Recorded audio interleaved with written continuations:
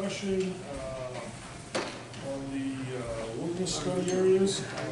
We have House District 64 Representative Kerry White here to discuss that on the agenda. Thank you, first of all, for coming. Happy New Year.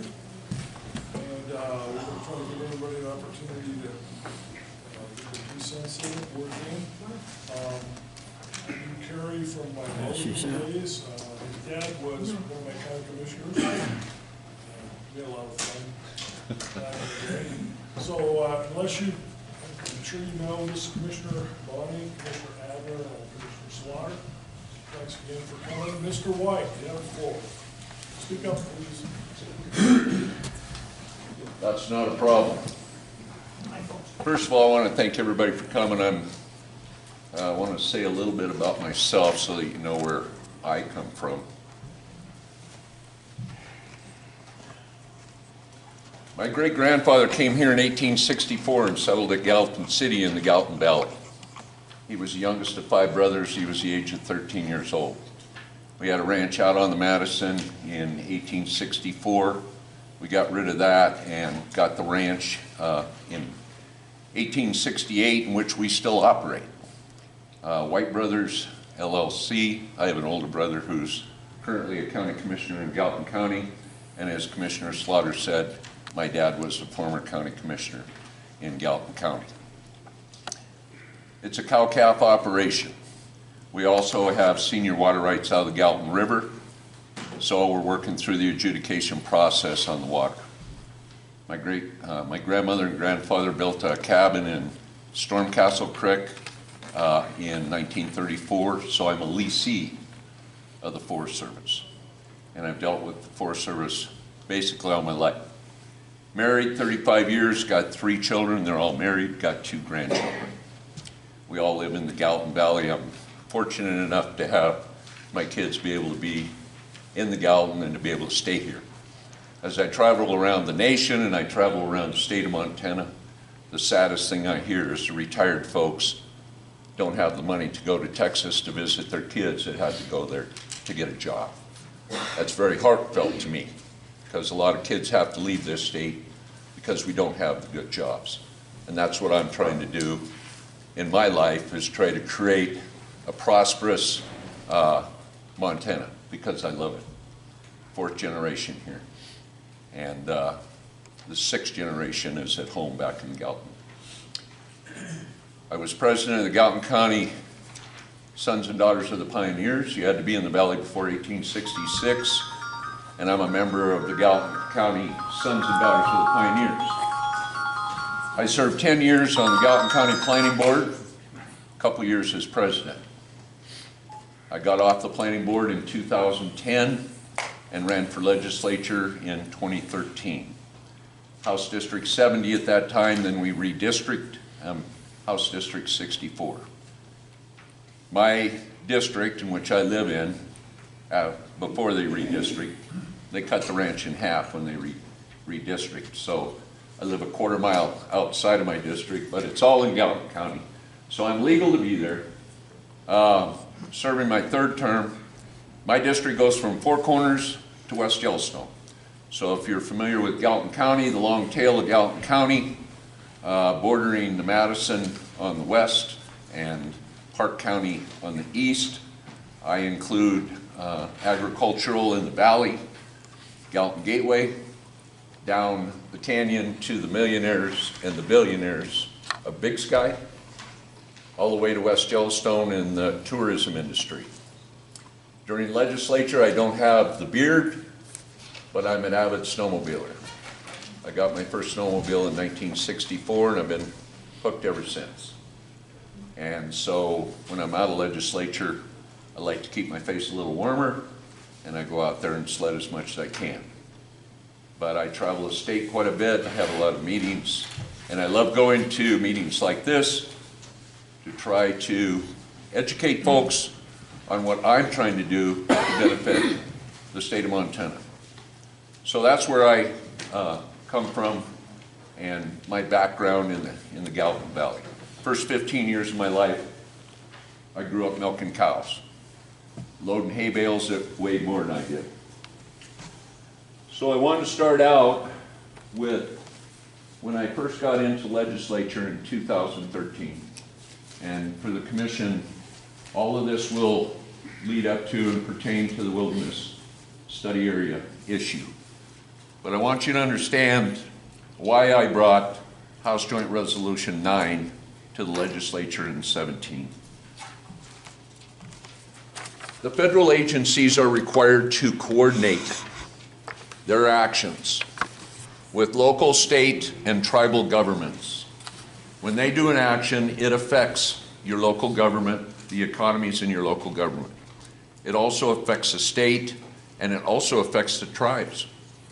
So they're required to go to your county commissioners and say, we're going to do a forest plan revision, we're going to do a travel plan revision, and we would like you to tell us what you need. But in the coordination statute, it requires a resource plan. Now, a resource plan is different from a growth policy. I believe there's 54 counties in the state of Montana that have growth policies. If you're going to have 201 top-down zoning, in other words, the county commission can zone your property, you have to have a growth policy in place and you have to have a planning board in place. If you don't have a growth policy, you can only have 101 zoning, which is you, the citizens, petition the county to zone a piece of your property. The federal government is the same way. They have property within the county. And when they put a forest plan revision on, they are zoning that piece of property. If the county has a resource plan, they can coordinate with the federal agencies and say, these are the needs of our county. We want you to make your plan consistent with our plan. And if you can't make it consistent, tell us why you can't. But the federal agencies, prior to 2013, were ignoring the counties. They were saying, you don't have a resource plan. Yeah, but we have a growth policy. Yeah, but a growth policy is not a resource plan. So in 2013, I brought House Bill 169. Todd Everett, Chief Legal for Legislature, wrote a white paper that said all the contents of the growth policy qualify for it to be considered a resource plan. And so what that did when that passed, unanimous, House and Senate, and signed by Governor Bullock, and put into code in 2013 under the statute under 76-1-607 that allows a local governing body may use the growth policy as a resource management plan for the purpose of establishing coordination and cooperating agency status with the federal agencies. So that was my first step. Government is a huge elephant, and you can't take a big bite. You'll just bounce off. So you just have to take these little bites. So first, allow the counties, if they wish, to coordinate with the federal agencies by using the growth policy, and I'm sure Granite County has a growth policy. Ravalli County does not. They did not want 201 zoning. There was a big ruckus over there. They threw out their growth policy. Now they're trying to scramble to create a resource plan. They don't want top-down zoning, but they want to coordinate with the federal agencies. So then, counties were very interested. MACO came out and supported this because counties, Mineral County, 80% of your land is federally managed. Sanders County, highest unemployment in the state. Their timber industry is in the tank. They have nothing for their county. And when you don't have money for your budget, the sheriff suffers. Search and rescue, your roads, your schools, your emergency services.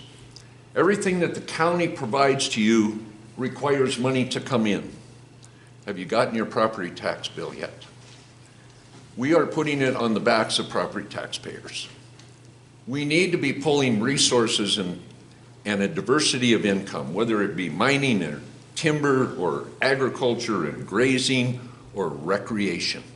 And that's what I'm here to talk about today, is recreation. So in 2015, I brought another resolution.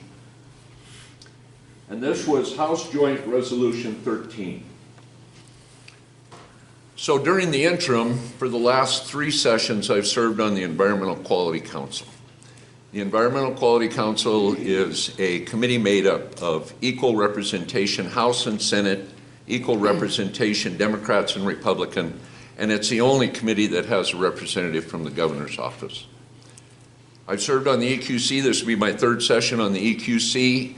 Between 2015 and 2017, one of the studies that was assigned to the Environmental Quality Council was roads, land, and big game harvest.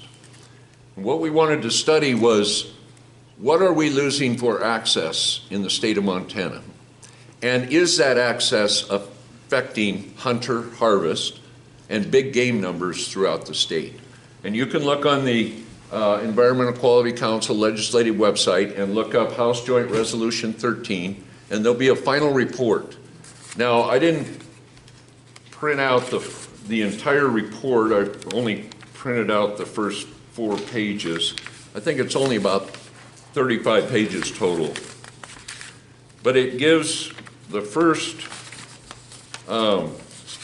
it gives all the members that served on that. Senator John Brendan, you might remember him. Gene Vukovich was the chairman of that committee at that time that we did this study. So we worked with the BLM and the Forest Service to find out what we've lost in access. And here's the executive summary on page 1. And this is very telling to me. And it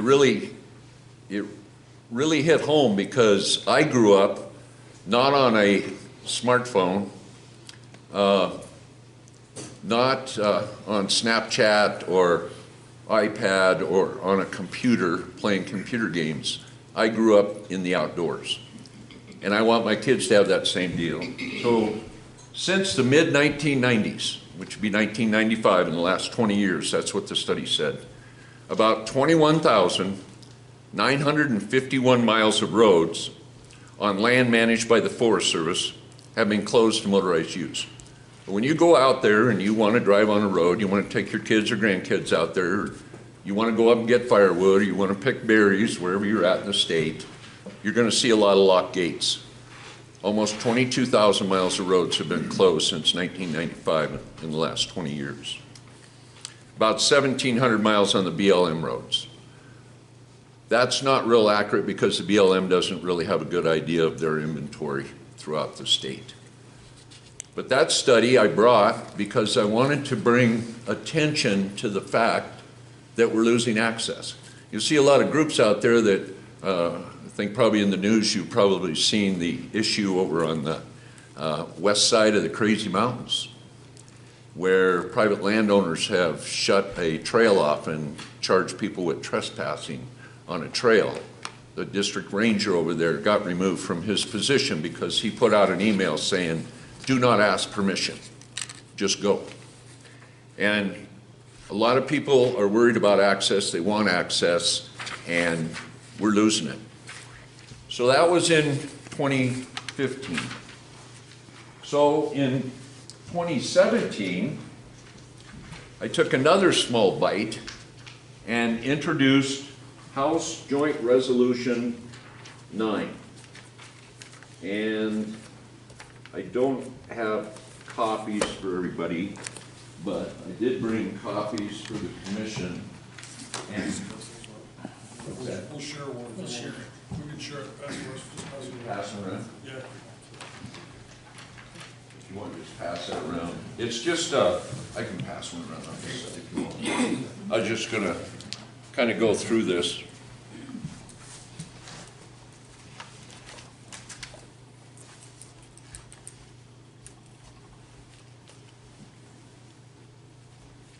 You know, before I do that, I want to pass a couple of these out. If you wouldn't mind opening this. I didn't bring a lot of these either, but you can pass these around. In my second life, I run a ranch, but my little brother runs a cow-calf. I help him when we're calving and plowing the haystacks out and feeding and stuff. But I also run a small auto repair shop.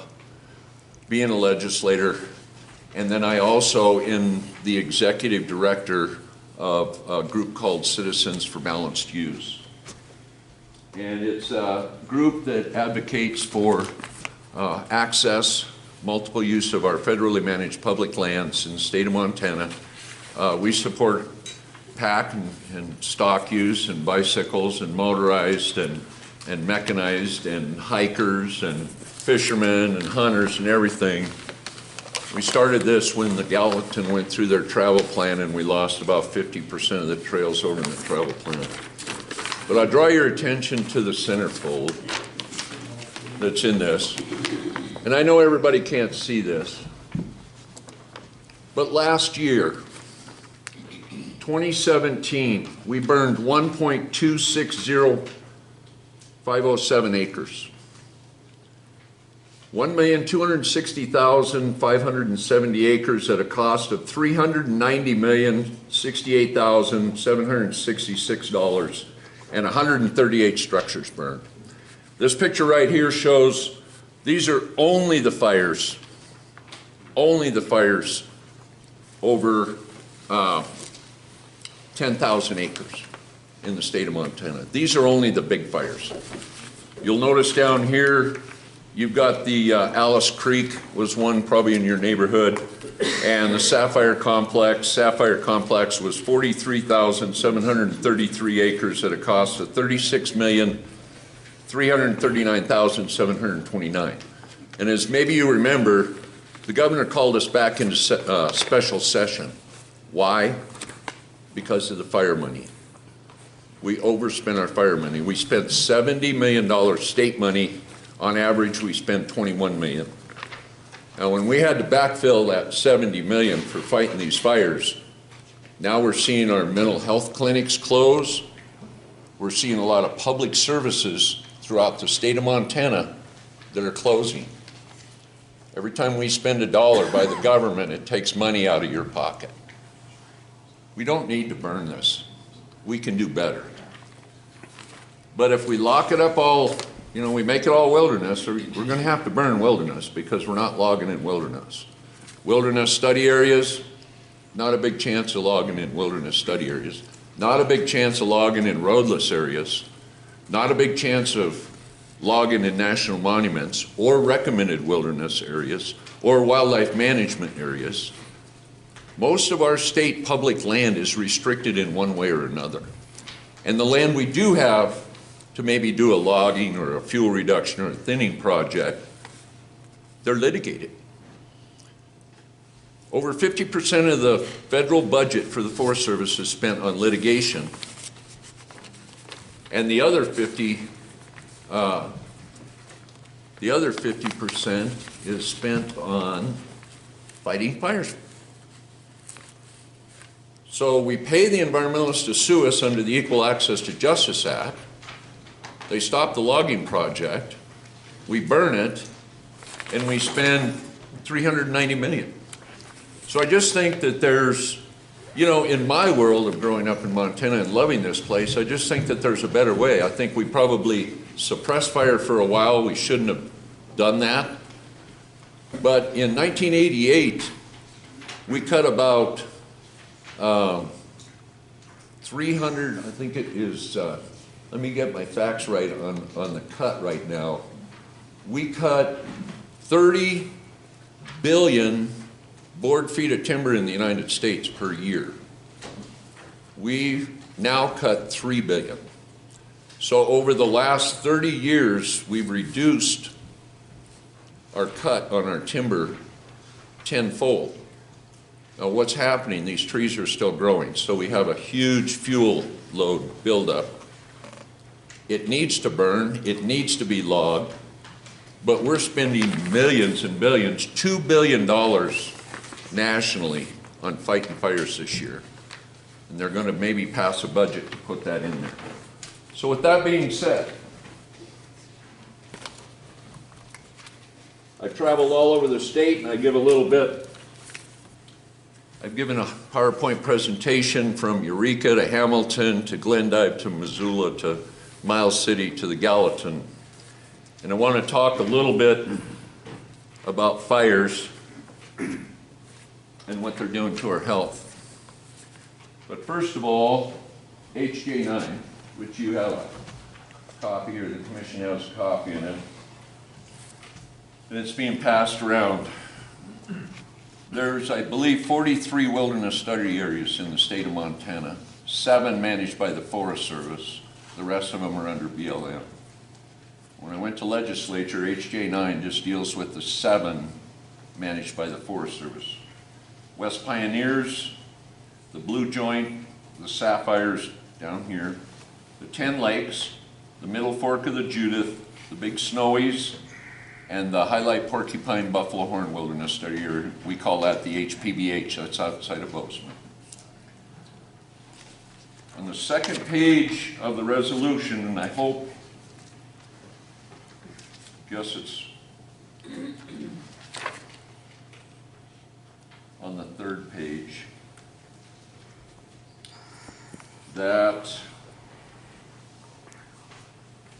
I want to get the specific language, and I hope everybody reads this, because the release, wants to be stating rights of Montana citizens, prisoner approved forest health, water flows. Okay, on the third page, number 2, if these are released, consider designating them as either wilderness, if they're wilderness characteristic. There's areas of the Sapphire that might be appropriate for wilderness. Your county commission, along with a public process, could propose that. Maybe they would be appropriate for a national recreation area. Maybe they would be appropriate for a national conservation area. There's one down in Wyoming right now that they're just proposing to have it a special management area that would allow grazing, no timber, would allow snowmobiling, some recreation and stuff. You have the opportunity to come together and create a plan on something, to put something in place in permanency, so that all the different stakeholders with this huge passion inside of their heart are not fighting over this stuff. And that was my vision. Right now they're in limbo. They're controlled by Washington, D.C. They're designated by Congress. But you have a county commission here. You have public that knows that area like the back of your hand. You know what areas would be appropriate for what uses. You know what uses would conflict with each other. You could cookie cut that thing up and make it awesome. That's why I wanted them released, because we can't do anything as long as they're in a wilderness study area designation. Because they just sit there, and they've been sitting there for 40 years, and that was the other thing I was thinking. I was going, 40 years. Let's see, I'm 63. I was 23 years old when the Wilderness Study Act was passed. Maybe in my lifetime, we can release these wilderness areas from study. And to be honest with you, they have looked at them and they don't qualify. Some parts of some do, but some, for the most part, don't. I've also included in that packet going around the vote in legislature on House Joint Resolution 9. It was bipartisan. There was Democrats that signed on because they saw within their districts the problem that the wilderness study areas were creating. And if you look at the lodgepole fire on that center fold, that was on Bill Harris's ranch. He lost a lot of livestock, horses, cattle, haystacks, buildings. That started in a BLM wilderness study area. And the BLM said, we're not going in there to put that fire out because it's a wilderness study area. So there's conflict on what you can and cannot do within that. So I've included the bill count that's in there.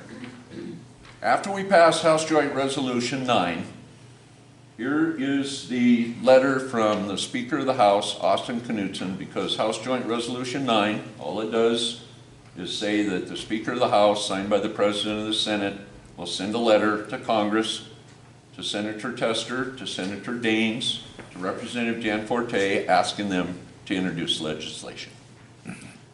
Senator Daines has introduced legislation, It's called the Public Use of Public Lands Act, and probably Jan Forte will introduce a companion bill in the House at a later date. You'll see the people that voted, there's a list of them, for House Joint Resolution 9. That was included on the letter from the Speaker to Senator Daines. Now, with that National Conservation Area, National Protection Area, National Recreation Area, and alternative designation, I've included in that packet that goes to the Commission the companion designations and solutions, and this comes off of the Wilderness Society's website, because there is interest in the wilderness groups to have alternative designation versus wide open to uses or specific wilderness designation. So this comes off of their website, and the National Protection Area is the most restrictive. Chainsaws and motorized trail construction equipment is allowed. Wouldn't that be great to have an area where you could go in with a chainsaw and mechanized motorized equipment to be able to maintain these trails? Because when I go out, a lot of these trails, especially the backcountry trails, the backcountry horsemen in the state of Montana do an awesome job, but they are overwhelmed. We go out on trails 2-3 times a year and clear deadfall that's coming down on these trails. And a lot of it's because of the beetle kill. You get a wind event, more trees down. A lot of it's because this lodgepole timber has reached its age of lifespan. It only lives 100, 110 years. And the fires of 1910, that was 108 years ago, burned all the way from Idaho to the Canadian border, almost burned down the town of Wallace. That timber grew back, most of it lodgepole, not all of it. There's redwood, Doug fir and stuff in there, but in my area and some of the dry climate, it's mostly lodgepole. And it either is going to burn, or you're going to harvest it, or it's going to fall over. National Recreation Area, it's one of the most lenient companion designation. It allows for mixed-use recreation. You can customize it to individual situations. That's why I say you could make part of this a conservation area, part of it a recreation area, part of it wilderness, whatever you guys want to do. I'm just trying to open the door so you can do that. And then there's a National Conservation Area. And that's used mostly on BLM areas, but it can be used. And then I've included in there specific language that you could use legislatively to create these alternative designations. This is the specific language on a national conservation area. And I hope you get those packets back, but you'll see them. And here's, like in a national conservation area, motorized vehicles. In developing the management plan required under paragraph 1, the Secretary shall incorporate the restrictions on motorized vehicles described in subsection E3. Except in cases, motorized vehicles shall be permitted only on roads identified on such map. So you create the map, you designate the area. The Forest Service doesn't have anything to say. You guys have that. If you want to make changes to it, your county commission through the coordination process goes to the Forest Service, goes to Congress, says we need to make some changes. You can do that. Once it's in wilderness, it isn't going to happen. National Recreation Area, same thing, language. Just want to help the local government. Motorized and mechanized travel. I like this. Not later than 2 years after the date of the enactment of this act, the Secretary in consultation with parties shall complete a review and inventory all roads and trails in the protection area on which use was allowed September 10th. This is 2001. But we gave them 5 years to study the wilderness study areas. This specific language gives them 2 years. I don't know if a federal agency can get anything done in 2 years. Timber harvest, you can allow that. When they did the Rocky Mountain Front wilderness up there, which was the Baucus bill, they created a national conservation area along with 65,000 acres of additional wilderness. The reason they wanted that conservation area is because they got a big weed problem. And believe it or not, weeds are taking over this state. And it's a critical issue out there. And if you're going to get anything done on weeds, you need motorized and mechanized treatment of these weeds. You're not going to do it with a backpack. So then people go, well, I don't think those recreation areas, protection areas, or conservation areas have been used. So I provided the commission in this booklet a list, a current list of alternative designations in the United States. There's 20 on that page. There's 40 on that. That's 43, 64, 87. These all have names. You can look them up and you can see exactly what the language was when they were designated. So I've listed 114 times in the United States where these designations have been used. And where they've been used successfully. There is historic use, both motorized and mechanized, in the sapphires.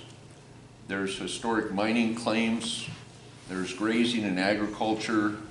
Any restrictions on agriculture makes it difficult for those management practices. You can, in a wilderness, still allow grazing, but in 1982, when the Ozarky Beartooth Wilderness area was put in south of Big Timber, east of Livingston, we had several outfitters. We had several grazing permits in there. We don't have any grazing permits anymore in there. It's too hard to manage those grazing permits. You can't salt your cows by hauling salt in with a horse. If you have a bear kill or a wolf kill by a predator, the Forest Service requires you to remove that dead carcass within 24 hours. Very difficult in a wilderness area to be able to comply with some of those rules from the federal government. So I want to touch on fire a little bit as we go forward, because one of the issues on a wilderness study area is there's... We don't want to hear it. That's what we came for. Go ahead, continue, please. So, did you have a question? Did you? No, he doesn't want to listen anymore.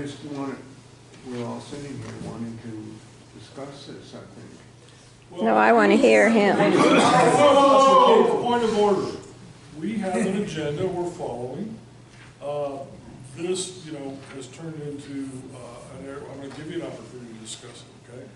But Mr. White had an hour, and that's what was on the agenda. It's been there a week. We appreciate you showing up and we understand your interest, but I'm going to give him the opportunity and ask him to wrap it up as best you can. Yeah. And, but it was here for an hour, and you could have read that. If you want to leave and come back, that's up to you. But we're going to follow the agenda, and we're going to sit here like ladies and gentlemen. We were running a meeting, you're not, okay? So, Mr. White, please continue.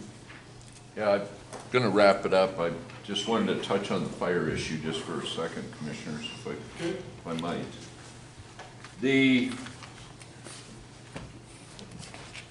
I kind of mentioned there's a list that's given to legislators on the fires and throughout the state of Montana and the cost. And so I've kind of touched on the cost in dollars, but I wanted to touch a little bit on the health. In the Gallatin, we experienced a month of smoke. Seeley Lake was over 30 days of hazardous. When you looked at the TV in the morning, you would see the little dots as to the air quality. The most hazardous was the dark maroon, and Seeley Lake, the checks, when they check air quality, only goes to 100, and that monitor was running over 900. for 6 consecutive days. If you go to the DEQ website, you will see they have a chart called the health effect categories. It goes hazardous, very unhealthy, unhealthy, unhealthy for sensitive groups, and moderate. The top 4 categories, hazardous through unhealthy for sensitive groups, list premature mortality as an effect from these fires. So USDA put out a study back in 2013 because they wanted to see what the effects were on the firefighters. And so wildland firefighter smoke exposure. And I just want to touch on a couple of things in here, starting on page 5 of the report. It lists the different chemicals that are in the smoke. And I wanted to find out, there's some studies going on right now on some of the hospitals on the emergency room admittance and stuff during those smoke-filled days that we had. Carbon monoxide, of course, everybody's familiar with that. Sulfur dioxide, particulate matter, aldehydes, that's your formaldehyde and stuff, you don't even want it in your house. Acrolein, benzene. One here is crystalline silica, and I wanted to find out exactly what crystalline silica was, and that's the same thing that was in the mining dust that was up at Libby that has caused everybody to die up there in recent years and having all of those medical. And when they had the fires down in California, I got a kick out of it. They were wearing these masks that you go down to the hardware store if you're cleaning drywall out of your house. But they also have what they call an N95 mask. It's thicker, but it says right on here it does not filter for silicas. So I went down to my neighborhood paint shop. I do a little bit of painting. Got a gas mask kind of deal for a paint mask. And this has what they call the 3M 5101 filter in it, but it says on their warning, does not filter out silica material. So then I went down and I said, well, what do you guys got? There's only one thing out there, and it's a carbon embedded filter, and it's the 3M 6001. This is the only filter which you replace and put on here that will filter out the silica material. The silica material are smaller than PM1. They go into your lungs. They transfer through your lungs into your bloodstream. That's why they cause death, premature mortality with people with bad heart problems, because it's actually in your bloodstream and goes through and cuts your heart valves. And it stays in there. And I have one other report. The other very bad chemical that's in the fires is mercury. And the mercury goes into the air and then it falls to the earth, and it's going into our water reservoirs. So if you're pulling water out to drink from a water reservoir municipality, they don't filter out for mercury. The best way to not drink mercury is to have a well, individual water well. And the health effects from the smoke, I have kids, I have grandkids, and I'm concerned if we have fire seasons like we did last year, and if we're expect to put up with that and accept that as the new norm of 30 to 60 days of breathing silica and mercury in the air, to me it's just not acceptable. And finally, I asked the Department of Environmental Quality at the EQC meeting, Mr. Timke, if he thought that the Department of Environmental Quality might be vulnerable to a class action lawsuit against the department for a violation of our Constitution of the state of Montana in not providing for a clean and healthful environment. The state of Montana needs to get engaged in reducing these wildfire risks, whether it's fuel load reductions, and this smoke and stuff not only comes from wildfires, it comes from prescribed burns. And so with that, Mr. Chairman, I believe that through the growth policy, through coordination And if you would, you know,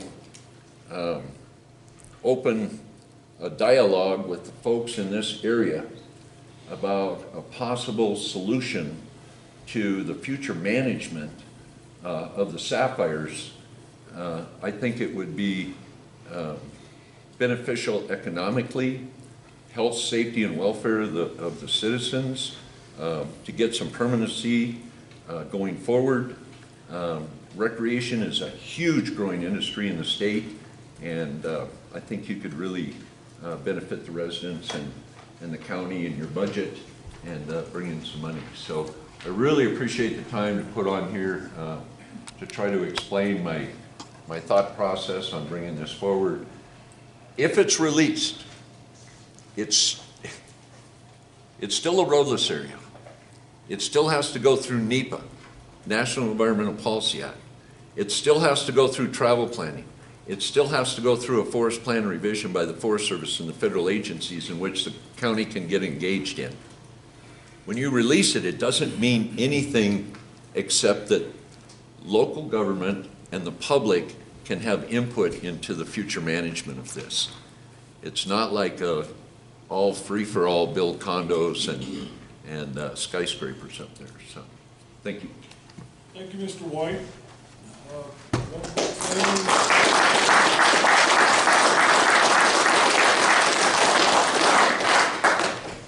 So the commission is, from the last meeting to this meeting, we've learned a lot, we've got a lot of correspondence.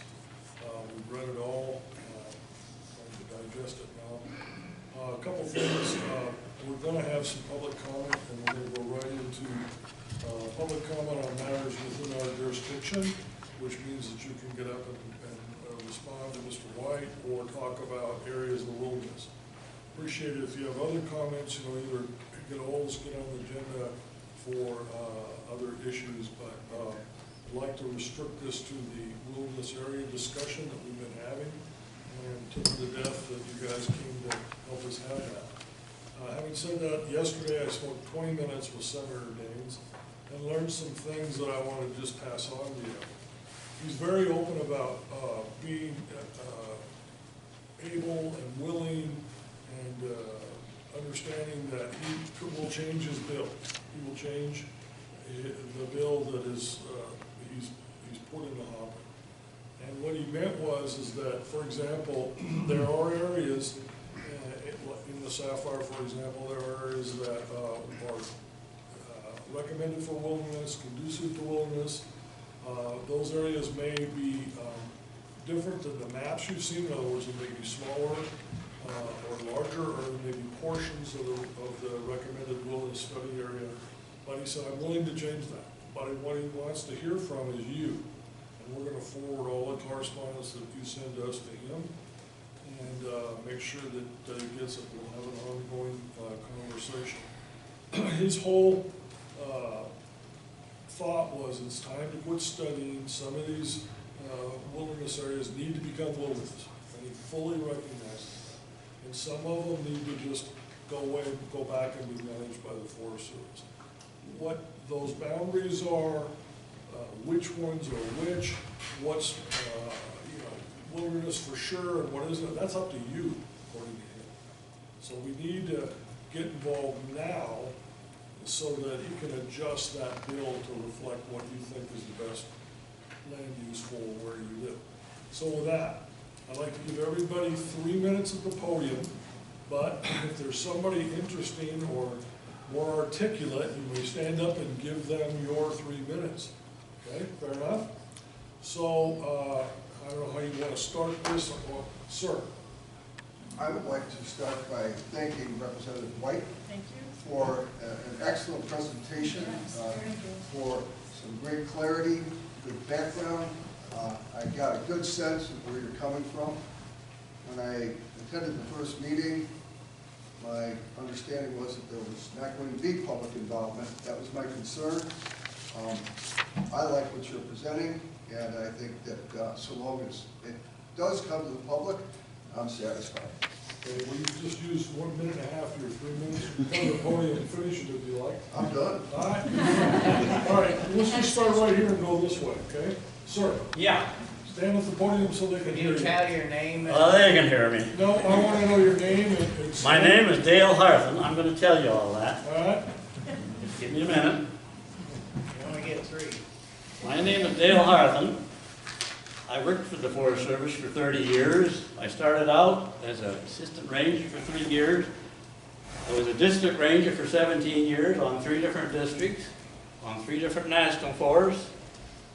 And then I was a staff officer in a forest supervisor's office in Minnesota on the Chippewa for 10 years. So that's my 30 years. So I guess mainly what I wanted to do was read a letter that I wrote to the editor, which will come out in this week's paper. And this is my feelings, and I'll read this and then I'll shut up. This letter concerns the story about the public outcry and so forth. The Montana Wilderness Study Act of 1977 was designed to set aside areas in a special category that might have the potential for wilderness. It prevented development in them until they could be studied to see if they met the criteria for wilderness as defined in the Wilderness Act of 1964. And I might add, I was involved in a little bit of this down in Colorado before I moved to Minnesota. It named the areas in Montana which were to be studied. One was the sapphire. Section 2 of the Act specified that the Secretary of Agriculture was to review these areas and within 5 years report to the President his finding as to the suitability of the wilderness, and conversely those which did not meet the criteria of the Wilderness Act. This review process was done by the Forest Service for the national forest lands in Montana. The Forest Service, that is the Secretary of Agriculture, did not comply with this law. It's been 40 years since the law was passed and 35 years since the findings were to be reported to the President. The Forest Service has gone along with the preservationist groups such as the Sierra Club and others to leave these as de facto wilderness. The lack of management has contributed to the bark beetle infestations and the catastrophic fires which we have seen over the past few years. Another federal law which has been largely ignored is the Multiple Use Sustained Yield Act. This was passed in 1960. This act recognizes outdoor recreation, range, timber, watershed, fish, and wildlife as legitimate uses. It directs the national forest be managed under the principles of multiple use and to produce a sustained yield of products and services. There has been little done during the past 25 or 30 years to implement the provisions of this law, at least in this area. Prior to then, mature timber was being harvested as evidenced by some very healthy stands out here. This resulted in a more diverse forest cover in age classes, tree species, and open spaces. Any wildlife biologist will tell you that diversity is better for all species of wildlife than is a monoculture, which is what you see out here, all this black timber. In addition, young, healthy, fast-growing trees will take in more carbon dioxide and produce more oxygen than old stagnant stands. 3 minutes, Dale. Anybody want to give them theirs? Sir? You can have my 3. I've got about one. I've got No, about. you got 3 more minutes right there. I'm just about done. All right. A more diverse forest cover Take your will time, aid in the Dale. suppression of wildfires as well as disease and insect outbreaks. According to news reports, Montana lost a lot of tourist dollars in 2017 because of the smoke and fires. In addition, over $400 million were spent for suppression efforts, and a lot of property was lost or damaged. The apparent policy of letting fire manage our forest cover is costing us a lot, as well as the very adverse effects of smoke on the health of people. This needs to change so that we are managing the forest cover through timber management, grazing, other ways, thinning, whatever you want to do, to diversify it so it becomes healthy again. Instead of spending so much money on fires and replacing property, we could realize some income from the people's land. And I guess the rest of this I've already said. I was a district ranger for 17 years. I've managed a lot of wildland. I fought a lot of fires. I had a plans chief rating when I was out there. I know how to fight fire. And I know a lot of these fires up there weren't fought this summer very well. I could have done a much better job, I'm sure.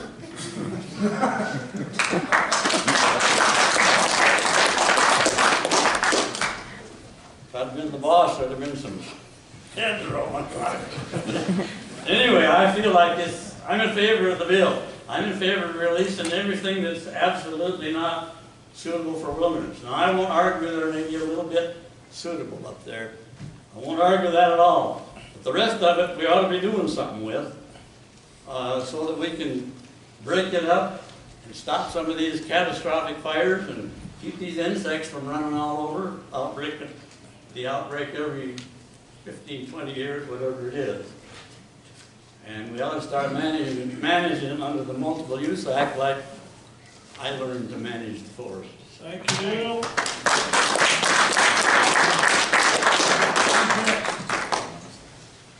You guys next, just go right down the road here. Go ahead. You next?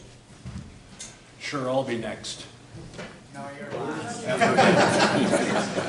no microphone there. I know, you gotta speak up. Okay. I'm Mike Chandler from Missoula, a property owner in Granite County on Rock Creek.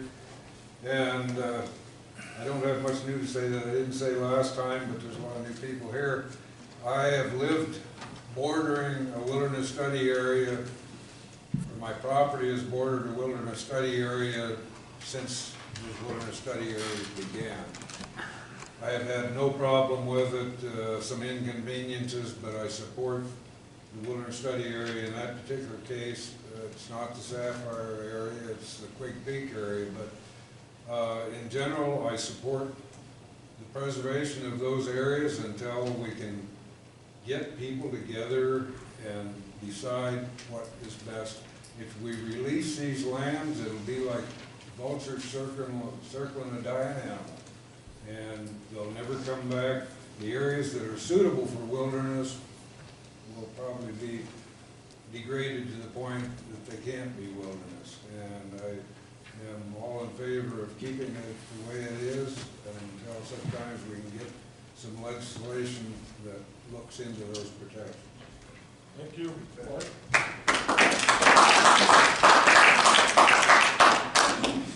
Bill? Sure, I'll just stand up here like You he can have my did. 3 minutes too. I'm Bill Agnoli. I've been coming to Phillipsburg since the 60s, and I've lived here steadily, fairly steadily since 1972. My interest is in the Sapphire Wilderness Study Area. In the 60s, there was a huge fire in there, and a road was built in there quite a few miles back into Shadow Lake and Top of the World, big enough for dump trucks to travel in there, and they fought that fire as best they could in those days. In 1977, there was the creation of the Wilderness Study Area there, and those of us that like motorized outdoor recreation have been kind of complacent in the years since, because the idea always was that any use that was allowed in 1977 would continue to be allowed until Congress decided that it would be wilderness or not. And what has happened is the Forest Service has decided unilaterally and without any action from Congress and without input from very many locals that in the case of the Sapphire, they would restrict, they would eliminate motorized recreation in there, okay? That was not supposed to be the idea according to the original act, okay? But, and the Forest Service, I'll leave you with this example. They don't even agree with themselves. When the Beaverhead Deer Lodge Forest came up with their travel plan, okay? I spent some time talking with John Gatchell, who was with the Montana Wilderness Association at the time.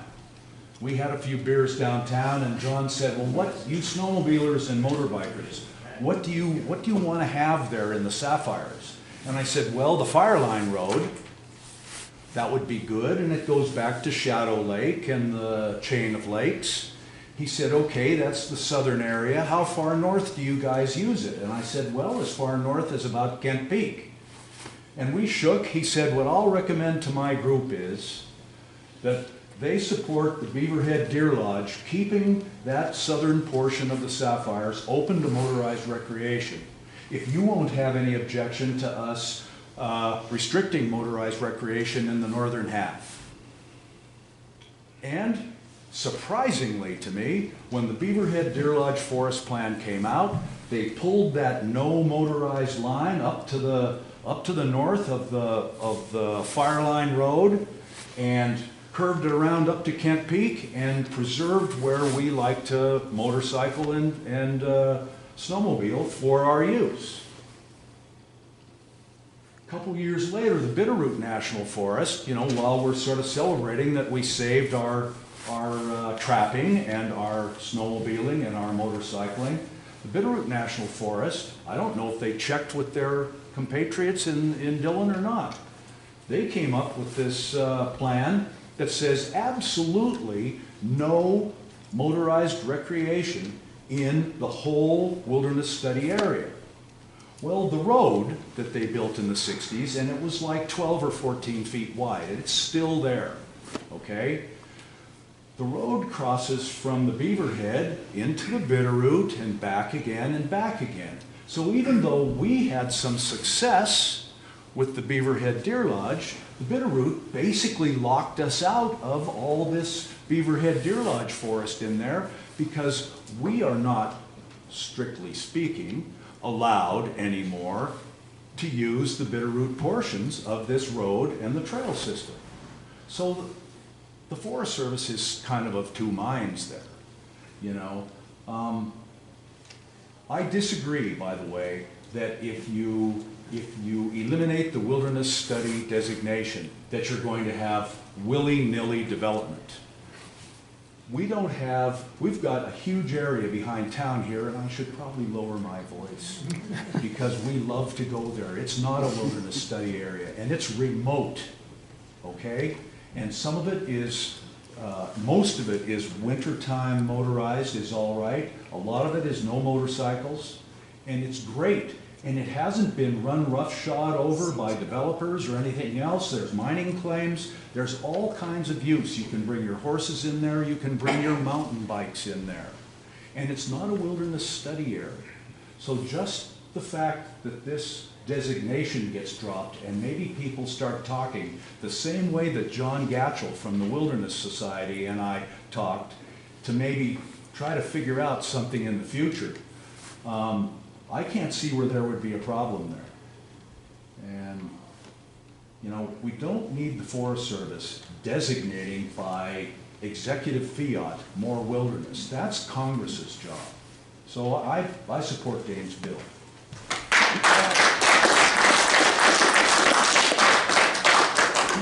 Time to spare. Who's next? Go ahead, come on up. I just have a question for Representative. I will, excuse me. Stand up, state your name like everybody else. So they can hear you. Elena Gagliano. Thank you. Thank you. Kerry, I have a question for you. You mentioned the coordination process. Can you give us a description of what that is, please? Sure. The 3 C's that the county has access to, one is collaboration. And if you look at the new 2012 planning rule, it requires collaborative. So if you're going to do a forest plan or a travel plan revision or any kind of land significant action, you put together a collaborative group of stakeholders that comes forward and discusses a proposal and comes forward with a recommendation. The second one is a cooperating agency. The county, as a local government unit representing health, safety, and welfare and the citizens of the county, they are a cooperating agency with the Forest Service on these planning actions if they so desire. They would have a representative of the county or one of the county commissioners be on the interdisciplinary team, the planning team that comes forward with the action.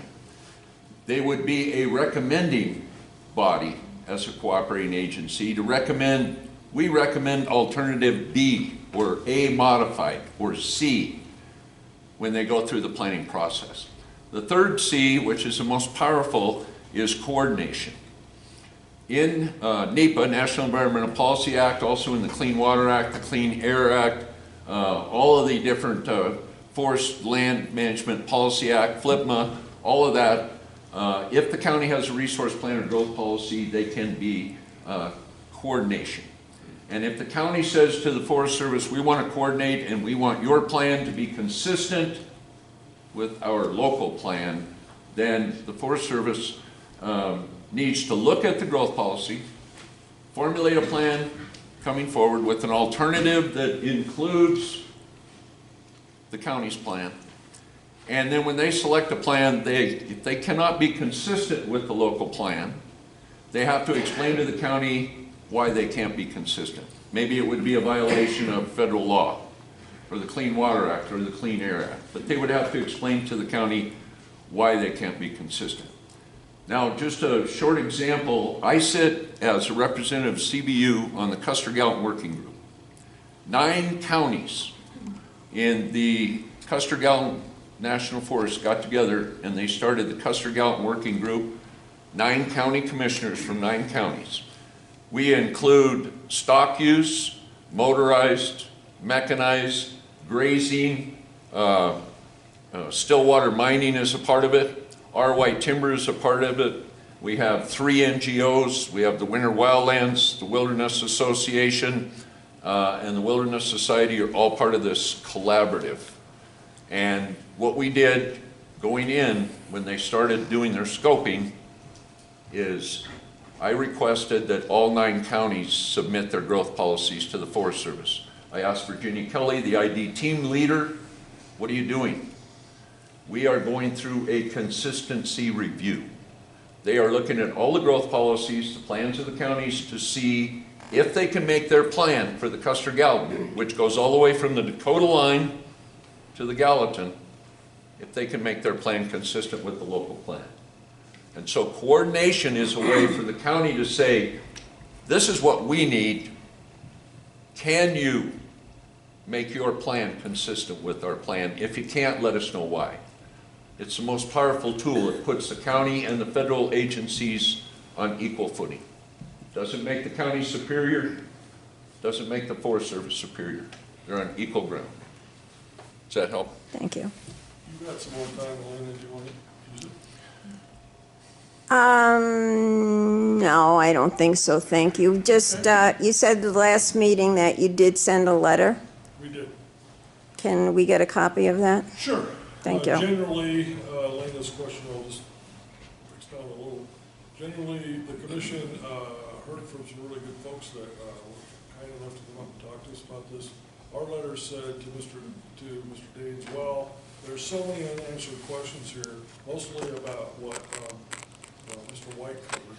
Okay, what happens if it's released that we could not get answered? So what we said was we need a lot more public input, and so no, we're not going to support it until we get the public input, and then at that point we'll reconsider. His phone call to me was basically acknowledging the letter and saying, yeah, I guess you're right, and what you need to know is I'm flexible too. I'm willing to take out of the law certain things, those areas, like for example, Bill talked about, there probably is some wilderness even in his mind, and in those areas we'll preserve as wilderness. We'll not study anymore. We're just going to designate it wilderness. And then in the law, he would take certain areas that were studied out of the law. Okay. So someone else want to speak?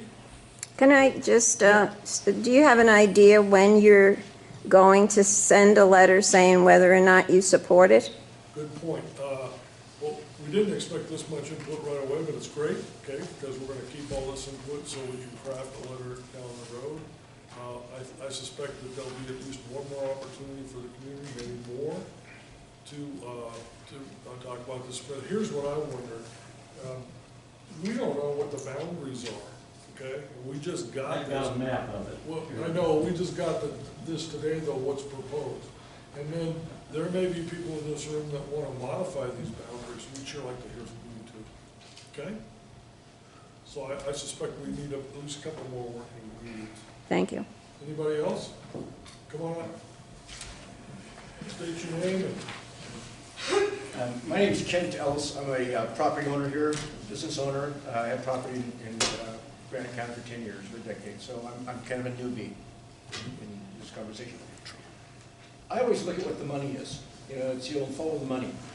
Are you prepared, and do you know the money it's going to take for you to manage this? Are you prepared for the legal cost? Because he's talking about committees and people and knowing all the acts and the law and all that stuff. And all I'm saying is, I hope that not only do we talk well, but we have the money to make something happen, rather than we talk about something and we come to a dead stop. So that's all I'd say to you is, would you please project out in your presentations that you have some funding plan and some idea of what it's going to cost? Because you talk about roads, you talk about access, you talk about policing or enforcement and standards and identity and all those kind of things, and I don't hear a thing there that says it's not money. That's my experience. thanks, Ken. Bill, could I mention on the money? Sure, go. The Custer Gallup Working Group runs, the counties pay nothing. It's all donated money from the stakeholders that are within that group to keep that thing running. Stillwater Mine has put in thousands of dollars, RY Timber, the different stakeholders. And the reason they do that is because they're looking for a long-term solution to that. So in that case, at least on that working group, the 9 counties, there's absolutely no taxpayer dollars going into that. And that could work here, I don't know. Well, my name is Bill Clark from Anaconda, and my first question to you is, why are all these meetings, I mean, I know the Sapphires are in Granite County. Why is Granite County the only one that ever hears about this? There's been nothing in any of the local papers about any getting public input. You're talking about public input. I respect that it's in Granite County, but it's still the state of Montana. It's still the United States. They come to us, so that's why we've been. Who come to you? The people. These people? Oh, yeah. Well, I'm at, you know, you come over here and why are you people not letting the entire state, you know, every newspaper in the state should have an idea when these meetings are. It just can't be a select little group from one county or another county. This is the state of Montana. It belongs to all of us. And we never get nothing from you people out of that. I do. Did I respond just? Yeah. Please respond. Yeah, I represent House District 64 and legislature. I brought the bill forward, which was on the website, and also there was articles about that. There was committee hearing in the House, voted on in the House, committee hearing in the Senate, voted on in the Senate. There has been articles in the paper. When Daines, I believe, I don't get the paper because there's not a lot of good things written about me a lot of times, so I just don't like that. There's another reason. So, why don't I just don't like that. include everybody in the state in this stuff? So everybody is included in this. Where's the article in the newspaper? Where was it in the Senate? I found it in our archives twice. Archive, did you give me dates of that? I read the Standard every day. I just Googled. Okay, well, I read the Standard every He day. also had a press call. We could do a better job. Well, it should be published in the paper so that people can read it and see about it. Well, okay, but I don't see it. If he's on the list, then maybe he's included. That, you know, another thing with the fires, I'd like to see the number of acres that burned outside of wilderness areas this year that weren't in the area. And why, you know, is it, you know, you guys always talk like you can log your way out of this. Mother Nature's not like that. She don't work like that. This is a, well, I'm not against, you know, some of this stuff. I've had 30 years of experience. Okay, you may have, sir. And I know that. Thank you for that. But I know that if you've got a more diverse area and roads, you can fight fire better than you can if it's just wide open. there, a lot of fires should, you say you were in that. profession, and I respect that. But if you keep suppressing fires like we did over the years, all that's building is more fuels. I mean, it's going to burn. Mother Nature's going to take it out one way or another. You can't log your way out of it. You You can't. can log your way, you can't No, log no, your you- way out of you it, but can't. you can sure lessen the effects. You might. of fire. Okay, What happened so- with the lodgepole? hang on. Lodgepole Hang on, complex. does somebody want to bill a little more time? Anybody? Sure, I will. Okay, Bill, you have Okay. 3 more minutes, go ahead. The lodgepole complex. How much timber burned in the lodgepole complex fire? That was over 270,000 acres. And I did a little quick math on the map you showed there. There was over 1 million acres burned in the state. Over 400,000 acres burned in eastern Montana. And a lot of places, as far as I know, there are no trees there. Well, Whose fault? they have trees. Well, That's could you, Grass fires. you know what I'm saying? You're putting all the blame on the wilderness and the, saying that you can log your way out of this stuff, and you're blaming the wilderness areas and stuff for all these fires. You've got fires all over the state that weren't even close to wilderness areas. Fires in grasslands aren't nearly as severe, they're much easier to put out. 16 structures and over I 270,000 acres. realize that, but what I'm saying. Add do the math. Okay, guys, so Bill, do you have some more? You got more time? I wanted, as a citizen of Montana, I want to know when these meetings are going to be at. And it shouldn't just be in the counties where it affects it. This stuff belongs to all of us. Well, Bill, they're going to have a meeting in Missoula, and I guarantee you, the Wilderness Society is going to tell everybody about it. I'm afraid citizens from Massachusetts got to get their act together a That's little how we better. have to get it, is through the Wilderness Society, hearing about the I didn't get it meetings. on the paper either, Bill. Well, we I should, got it no, from that's the what I'm website. saying, Pat, is we should get it. Hang on, okay, so as far as this started, the senator dropped a bill in the United States Senate. That was in every page. I get that, sir. It was to delist wilderness Yep. areas, right? So that's what we're talking about. I get that. Now, what we started to have is focus on how it affects Granite County, which is our responsibility, not just ours. And so we started getting input. The senator sent over people, but they couldn't answer our questions, okay? So it's been on the agenda 3 times, this is the 3rd time. If it's on our website, No, I don't cover it. follow Well, I'm sorry, but that's where you get your information these days. What happened to newspapers? Come Well, on. we newspapers here, she's been great about getting the information, I'm sure she'll report on this meeting. But never fear, Bill, we're early in the process. The senator hasn't made, it's not gonna be voted on in Congress for a while. Well, He wants a lot of input, you better have your opportunity, I promise you. well, All right? I fear what Daines is up to, let's put it that way. Well, I mean, get involved and make a change here. Well, you tried to get involved. You can't, you won't even call you, he tells you he'll call you back. We called there yesterday, and we still haven't heard back. I will give you a number of Danielle, I'll get you a card of somebody call you back. But it's what, like I say, let everybody in the state know. That's what we all get to have an input. Good job, thank you, your time's up. Sir, come on up. No, I'll talk from here. Okay, give me your Okay, name. I'm Chuck Hinkle, 36 years with Forest Service, wrote a few letters. I'm sick and tired of the lack of management in the forest. I totally agree with this bill. They're talking about putting the fires out. I put a lot of fires out. I put a lot of fires out around here back in the 80s and early 90s. And 80% of those fires, in fact, all the fires here, the big fires here this year, could have been put out with initial attack, an aggressive initial attack. And Here, they here. did not do it. And I sat out at my place, out to Eastport, and watched 2 columns. And I can pretty much tell how big a fire is by just the column and what they've been doing. And then you can't even talk to them because they're so damn arrogant. You know, they think they know everything. These people come in, and I used to work with them from back in 2002, 2003, 2004, with the teams that come in, and they could care less about what burns here. They don't care. Yeah, and that's exactly what they're, yeah, it's money. It's all about money. Anyway, so I totally support this bill. I think we should get a committee going to, like Kerry said, and start managing our own resource.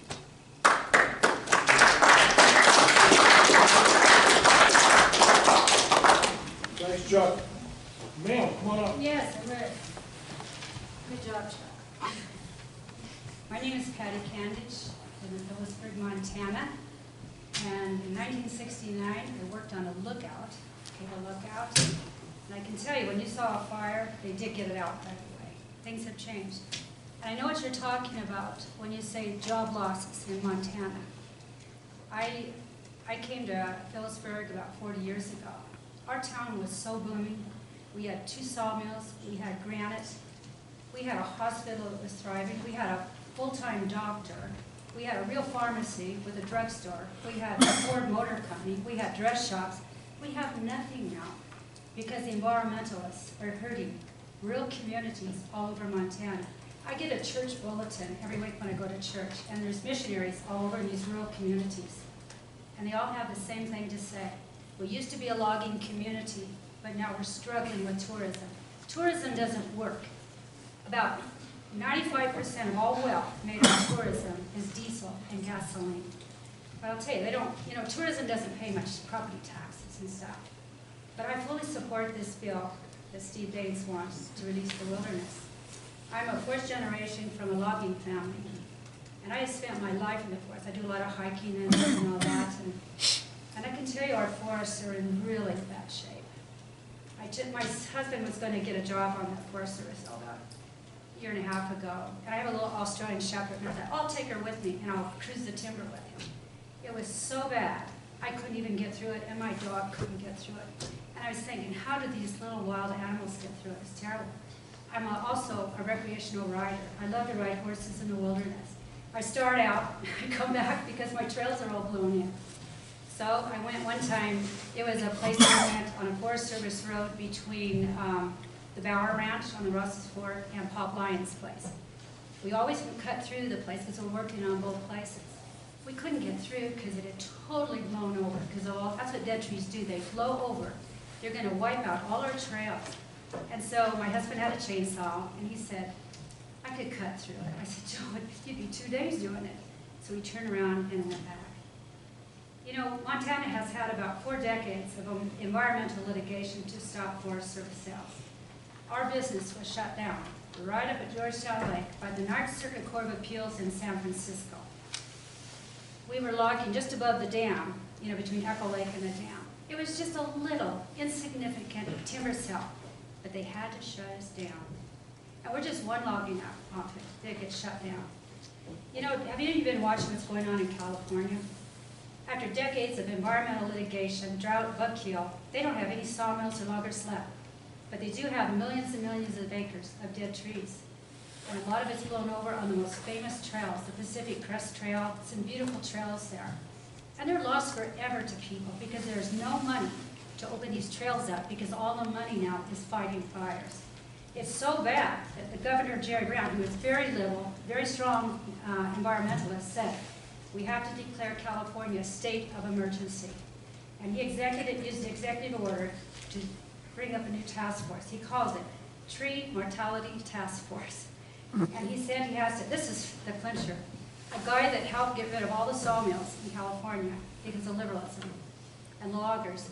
Now he says, they're begging for loggers to come in, and now he says, we need 30 sawmills in our state right away. We need to start bringing in all the dead timber. They have no place to bring it. It is so bad. And most of our roads and the hiking trails around here, you all like to go horseback riding. You all like to give Patty some time. Is somebody going to give some time? Thank you. Go. Well, anyway, our trails, the trails in California, Californians are so furious now because they cannot hike their trails. Some of them are 20 miles of dead trees falling in. That's what dead trees do. In 2011, 400,000 trees blew over in one night. There's millions and millions of this. And now it's got to stop. We need forest management around here. And we need jobs for this community too.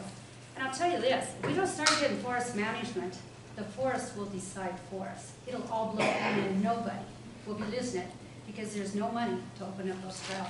Thank you.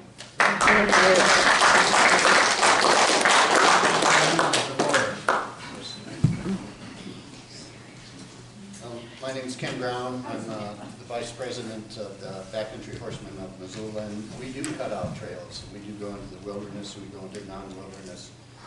And there's about 17, 18 chapters across the state, and we do this all across the state. So, you know, we can't expect the government to do everything. You know, finances for them are an issue too, and so we can do that. I like the conversation of having different people talk together and work out the compromises. I've been involved in that, limits of acceptable change in the rattlesnake recreation area out of Missoula. But it is concerning. Last year, 42,000 people used that national recreation area. 42,000 people. So you can't keep some of this land the way it was meant to be if you're going to have forests with that kind of use. So in the Sapphires, I've done pack trips in there, and I would agree the south part, I think it's a good area for doing multiple use. But there's areas in the north part where it shouldn't. And a lot of this I would agree with, except I think we need to have those decisions made before this is released. I agree with Mike is saying once you release that and your people are using it, then it's hard to come back and say some of these areas should be wilderness. So maybe this group could, or the county commissioners could say a year or 2 years, we're going to have our own study, we're going to come out with that, we're going to give their recommendations. People here know this land. It shouldn't, I'm sorry, it shouldn't be Senator Daines, because he does not know this. So I'd be opposed to it. I'd be agreeable to it if we can sit down with, and I'm not going to agree with everybody here, and not everybody's going to agree with me, but we've got to start someplace, and there's got to be some agreement, because we all do own this land, so we all should have some input into it. Good job. Thank you. Take note from the conversation I had with the senator that he would agree with you. Okay? He wants us to build a working group and get him the information on the map. Okay, and he wants it from people who work here, live here, and not necessarily from Washington or some group one side or the other. So that he would agree with that. So how we actually get that done? I'm looking for suggestions. Anybody else want to speak? A group.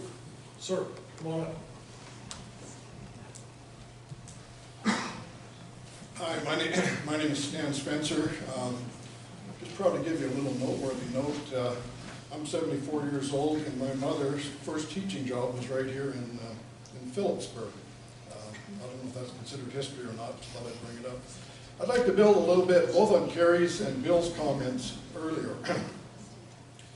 What brought the WSA issue to a head is the Forest Service moving from managing the uses that existed in 1977 to managing as de facto wilderness, meaning non-motorized. This movement occurred when in 2011, the Ninth Circuit Appeals Court ruled that the Forest Service could enhance wilderness character. By that was a pretty neat way of saying non-motorized.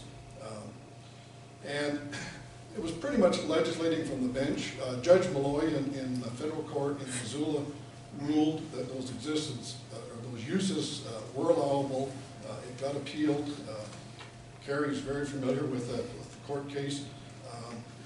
So it became legislating from the bench, and there we are today. If you look at all the forest plans since 2011, every one has closed a wilderness study area or a recommended wilderness area, have closed them to motorized and made them de facto wilderness. Speaking to why the Beaverhead allows snowmobiling and some motorized, and on the Bitterroot does not, it was a timing period. So this is kind of interesting.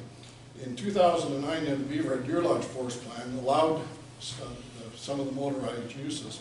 The wilderness folks sued them. The Forest Service defended it, that they should be allowed. Now we go to the Bitterroot, same WSA, say it needs to be closed. They're being sued. They're defending the fact that it should be closed. So if you're not confused, I certainly am. That's where we're at. So 2 points here. The decision that the county commissioners need to, you want the Sapphire WSA in Granite County to be open to multiple use or be designated de facto wilderness, eliminating all motorized. And by not supporting Senator Daines' bill, this poses a real risk when the next forest plan revision comes through, which I'm not sure, but probably within the next 7 or 8 years. I think it would probably be kind of slated for them. But there's a better way, and Kerry touched on it, and I'm not sure everybody is very familiar with it, and that is alternative designations, whether it's a national protection area, a national recreation area. The fellow right in front of me mentioned the national recreation area, butts right up to the rattlesnake area in Missoula. These can be written site-specific. There's not a set language that says this is the way they're going to work. You can have, you know, I think we're talking 5 WSAs. You could have 5 different bills. I became aware of this and studied it quite a bit, working on other forest plans. State of Colorado is really at the forefront of doing this, and they've done some great deals where an area was slated to be all wilderness. There was a compromise made, and we said, okay, now why don't we make part of this a national recreation area or a national protection area? And if you look at those bills, some of them are a 1-page bill, some of them are a 5-page bill. Interesting. Somebody's gonna give him some time? Anybody? Okay, go. Sure, I didn't realize I was speaking that long. So there's a variety of options available under those, and I think it suits the public in general rather than the public in specific. And really, that's about all I've got to say. I think there's a way to protect these lands without the hardcore wilderness designation that really restricts it to one user group. I think we can protect them and have multiple use and still get a good, reasonable outcome. So, thank you. Okay. Thanks, and good job. Is there anybody else? Ben, I thought you were going to talk about grills. Commissioners, thank you. My name is Zach Porter. I'm here actually representing the Montana Wilderness Association, and I think what's fascinating here today is that there's actually a lot of agreement in the room. I think what we've all discovered today is that the cart has been put before the horse. It sounds to me like most folks here want to have a discussion about what to do with these places. This commission at the last meeting in December decided, I think very smartly, very wisely, that each of these areas identified by this legislation, 5 areas, deserve an individual conversation, just like the one that we're talking about having for the Sapphires. And the fact is that with the bill that Senator Daines put forward, before there was any public input like this, there's just no way that in the year that we have left in this session of Congress, we're going to come up with, I think, a satisfying solution for these landscapes, not just the Sapphires, but the other 4 wilderness study areas around the state. The fact is that I think, as Stan mentioned, as Kerry mentioned, Kerry said today, open a dialogue in this area for future management of the Sapphires. Let's do that. As recently as 2013, some of you are aware of this. I know you worked with John Gatchell on this, the Forest Jobs and Recreation Act. It was legislation that would have made sure that there was motorized access in the southern portion of the Sapphires Wilderness Study Area permanently. That was on the table, and we didn't get the full support of our entire congressional delegation. Only one member of our delegation supported that, John Tester. That would have made sure that there was going to be motorized access going forward. Yeah, but you guys wouldn't go along with the idea of hard release. That's what killed that. Well, there were special management It was areas like all across. wilderness is, you lock it up, and it's locked up pretty solid. Well, just to be clear here, that bill designated 350,000 acres on the Beaverhead Deer Lodge National Forest for motorized recreation as well as other forms of recreation. Not permanent. What I'm here to just say is that just a few years ago, we had a very broad zone of agreement for areas that should be managed for multiple forms of recreation, areas that should be managed for wildlife, for wilderness values. So I don't think it's a crazy thing for folks in this community to do it again, for places like the Sapphires, and for us to do it again in other wilderness site areas around the state. So the trouble here is that we've been put in a bind. Senator Daines has basically said to us, we don't want your input, we're just going to go ahead and do this one way. One size fits all for all these areas. And so my question to this room is, why would we want to support that at all at this Let point? me answer that question. Your premise is absolutely incorrect. I spoke with the senator yesterday. He absolutely does not want a one-size-fits-all. He encouraged us to get the map out and take a look at what is absolute wilderness, and let's just make it wilderness. Look at the map about what kind of other uses could be in the other areas. But, you know, what I'm learning, and thank you, is that this has to be released. Oh yeah, we can study this another 4 years if you want to, but Daines is saying, quit kicking the can down the road, make the decision. Are we gonna make some bad decisions? Probably. Can we fix it? Hell yeah. That's what Congress is for. He's just not winning. Yes, we're under a time limit, but you know what? It's been 40 years. I think we can probably figure it out in a year. What do you guys think? Amen. You think?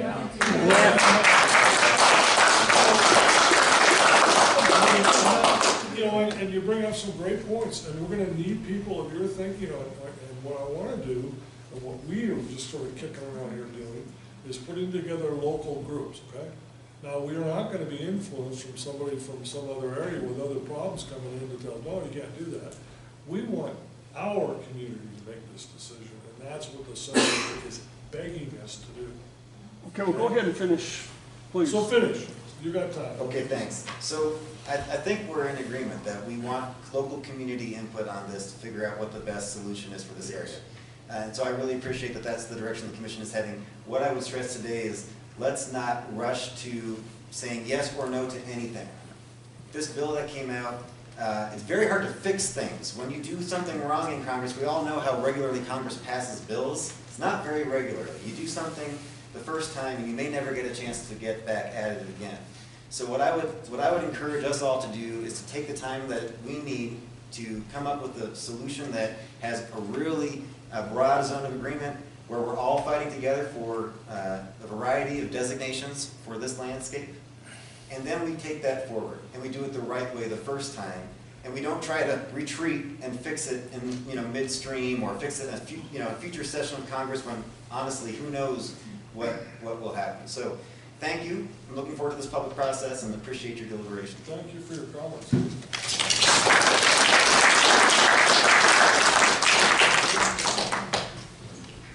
Dennis Lindeman, I'm from Lowell, Montana. I grade in this area as well. I support this bill. I think we've talked about it for 4 years.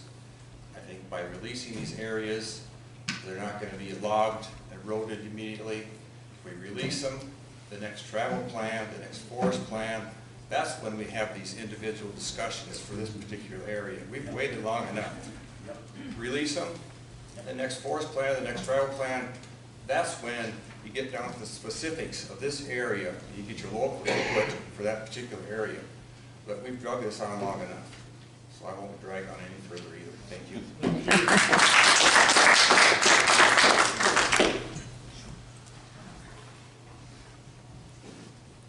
My name is Rick Shaw. I'm from Missoula, and I recreate up here in Granite County, Phillipsburg, a great deal. So I feel like I'm qualified to speak before you today. I don't own property here, but I have relatives that do, and I spend about half of my year up here in Granite County. Phillipsburg Brewery gets a lot of my money, as well as a lot of other businesses around here. So anyway, I am in full support of Senator Daines' Bill 2206. 40 years is enough.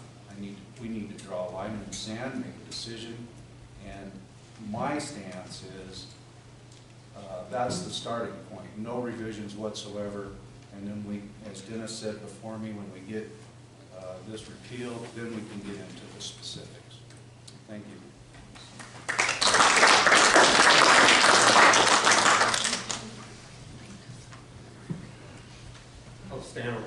easier. My name's Chris Marchand. I'm kind of representing Anaconda Sportsman's Club. We've been involved in this issue for 40 years or more. Was actually a part of all the wilderness debates back in the 80s, and I think in the 90s, Bill Antonelli and I sat around the table and maps and did a bunch of stuff with John Gatchell and thought we were making progress, and yet here we are today again. I think this bill is the wrong idea because it starts out taking an extreme position. And clearly people would like to see this debate move on, but the place to start is to sit down and throw the maps out again. And so, you know, if Mr. White says, yeah, wilderness, well then, okay, let's go back to the Sapphires. We designated 52,000 acres in the Sapphires, and Pat Williams' bill passed the House, passed the US Senate. Let's start there, and then let's see what's changed since then. See if the boundaries should change. That'd be a good place to start if that's what we want to do. I think there's a lot of frustration in here, obviously, with forest management. We all use the forest, and I think people are upset. But, you know, I start from the standpoint that Senator Daines, the Republicans, cut the Forest Service budget over 40% 15 years ago. So you look at now the trails, and that I hike on during the summer, and I like to do Pitler Wilderness. My God, go up to any of the trailheads and see how many people are up there. Forest Service now has a budget. They said, we're going to cut those trails out, not every year, every 5 years. Go up there. Try to ride your horse through there, Patty. You're going to cut them out every 5 years. Why is that? Because the Republicans, because the Republicans Let the man fire a bit instead of. They also cut their money to fight fire, and they cut everything. Everybody has suffered. Whether you're crazy. Money to fight fire with, and not doing any management. And if everybody says they wouldn't have to fight fires. Can I talk? Please, can I talk, Mister? Just shut up. Did you say shut up? If the Forest Service wants to do things, they've got to have a budget. So part of this discussion needs to be that you need to restore their budget so they can go out and things, cut the trails, cut the timber down, manage the trails. We have a system now where they're only doing 60% of the maintenance on the main road system that we use to utilize that forest. And I don't care whether you're dragging your horse trailer up there, or your four-wheeler, or you're taking your backpack up there, we all use those roads, and they're not being maintained, and they're not going to be maintained. That's because they're not cutting timber. No. Yes, it is. Timber loses money. Timber loses money on this national forest. No, we usually collect money from timber. Can I talk? Can I talk? Okay. Can I talk, please? Can If you want to talk afterwards, I'll go outside and talk with you. But I like to talk. Hey, I'll give you a chance to respond. Chris, go ahead, you got a couple more. Yes. So the point is that the forest is not properly funded. And if we want all these things to happen, it's our national forest, we all love them. We've got to make sure that we have an adequate budget to do the things that we want to do out there. And this whole fire thing is, everybody gets upset about the fires. I don't like it either. But all this landscape that we're talking about in the Sapphires, none of that is in the timber base. And if you pass this rule, none of it's going to be in the timber base. They can't afford to log it. Now, I'm involved, we talked about collaboratives. I'm involved in a thing called the Big Red Deer Lodge Working Group. We're going to go over and meet tomorrow. We're going to come over and meet with us. Been meeting for like 7 years. We have everybody there, motorized guys, timber guys. This problem of releasing the wilderness study areas has never come up in 7 years. We're making a ton of progress. The Farm Bill came out, offered some opportunities for timber sales. The first timber sale the state of Montana put forward came through our advisory group. We logged a bunch of timber, put up a timber sale over in Elk Park. The advisory group, in fact, this is what the advisory group's working on. Everybody thinks I'm some kind of knucklehead, conservationist, environmentalist. And I've spent most of the last 6 years trying to figure out how to put more timber on the market. We have 2 large projects. One's called the Pintler Phase. Dave Stone and I from our club, we spent most of the last summer out in the Pintlers trying to figure out what we could do out there. Most of it all had to do, here's an interesting thing. Most of what we looked at was, what roads are we going to close? We went out there because they wanted to close about 100 miles of road. And when we went out there, we found that almost 90% of them were already closed. Why were they? Because of the way they logged 40 years ago. We put in lots of roads with the idea we're going to come back and log again. And then we said, we can't handle that because of the security. We want to have a 5-week hunting season. So all those roads were closed physically, but they were never closed on a map. So today, you walk out on those roads, you can't even find them. They're all grown in with 30-year-old lodgepole, whatever, you know. So it ended up, we went through this whole exercise, we ended up, that was our concern, was roads. We said, log all the timber you want out here. Now here's what's interesting. Hang on, somebody want to give Chris some time? Okay. So here's what comes back. This is kind of interesting. The Forest Service tells us that 2 things they want to put in there. They said, we want to log, and we said, we want you to also burn, because we have part between where the timber base is and the wilderness, and we would like to have some controlled burns in there. And they had suggested that. And we said, we support the controlled burns because we understand not everything's in the timber base, and we don't like these large fires. We'd like you to go in there and log. Or we'd like you to log, and we'd also like you to burn. The first thing that got cut out was the burning. Why? Because they don't have the budget for it. I'm going to go to the meeting tomorrow and find out they've cut back the amount of timber that they want to cut in there, and I'll bet it has to do with the fact they don't have the budget to cut that. And they have roads in there. So the point is, you look at the sapphires, none of that's in the timber base. So we talk about what we're going to do out there, but we're not going to log because it's not the timber base, it's not the kind of terrain to log. So you either watch it burn up like we did last summer, or you have controlled burns. Those are the things, those are your choices. And they have to be part of this active management that we do with our forest. Not everything is the same. We're not going to log every harvestable tree out there. So the thing is, it's a complex thing, and there are lots of collaborative things going on this forest that people want to be engaged and want to work at it. I spend a heck of a lot of my time doing that, and I don't know that I get most of the ground I work on, I never even walk on, so I'm not sure exactly why I do it, but it's something that I feel motivated to do. But thank you. Chris, I have a question for you. Yeah. What club do you belong to? The Anaconda Sportsman's Club, and I'm also a member on the board of the Montana Wildlife Federation. Okay, now is anyone on any of those boards, or do you have any foresters at all working with you on your board? There's people that work that have No, worked I in the mean on your timber. board, that they are actually gone to college, they are foresters, they know how to manage forests. I don't know, we have had it past, because I know I have retired foresters that have worked in the Forest Service or the BLM. But they that didn't have been go on to the board. college, so they weren't real foresters. What's the point of that question, I guess?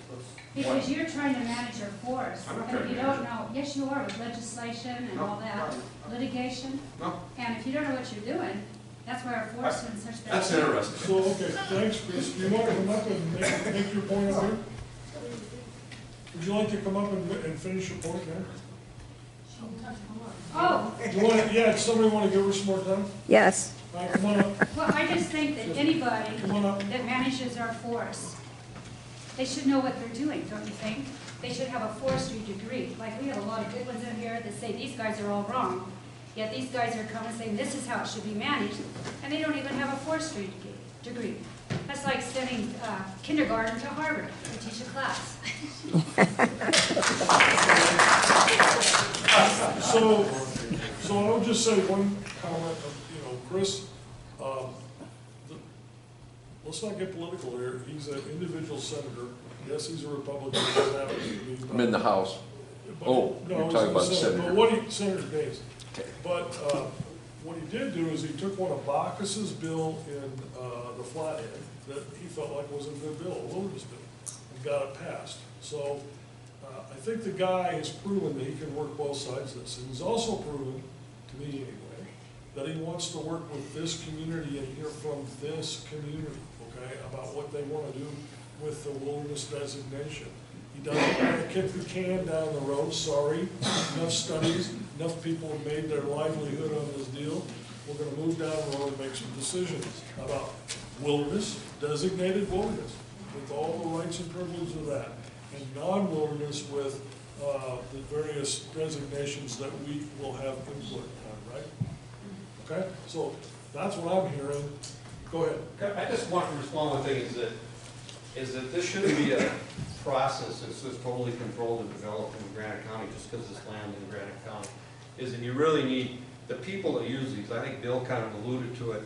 Is that I live in Deer Lodge County. And you're welcome to come here and speak. Yeah, but we need to make sure that we reach out to, and in fact, I think Bill, I'm amazed when I go hike in the wilderness or in the sapphires or whatever, I'm amazed at the people that come here from around. And so you have a broad range of people, and I'm not sure how you engage in that and make sure that everybody's aware of it, but the process you have right now is a little too narrow focused, I guess, is that. So what are you gonna say to the people that pay the taxes for the roads and the infrastructure? They're not from everywhere else, they're from right here. And I think they have a say. And anybody that wants to come in from outside and appeal, hear them. But, I can't be responsible for everybody in the state, and neither can the other commissioners. But we're gonna hear from our people, because they're paying the bill. They are paying the bill. So, well, they're paying a lot of it. Federal, you don't. We get payment of lieu of taxes, which means that, yeah, we get secure school. That's what runs our county. Look, I respect that. Yeah, it's There's a because lot of the you guys do tax county roads, but. So I'm not, we can't be all things to all people. We sure as heck make sure your voices are heard, and that's what we want. And that's all I'm suggesting, is to make sure that you throw out the net, if people are aware of what you're doing. And that's why we took the route that we did. Just real quick. Come on up. No, I'm not gonna come up here. I'll Because talk we wanna really know loud. about My it. wife What's says your I name? talk too loud anyway. Say your name. Dave Pugh. Okay, Dave, thanks. I found this really interesting and enjoyable. Thank you very much for holding it.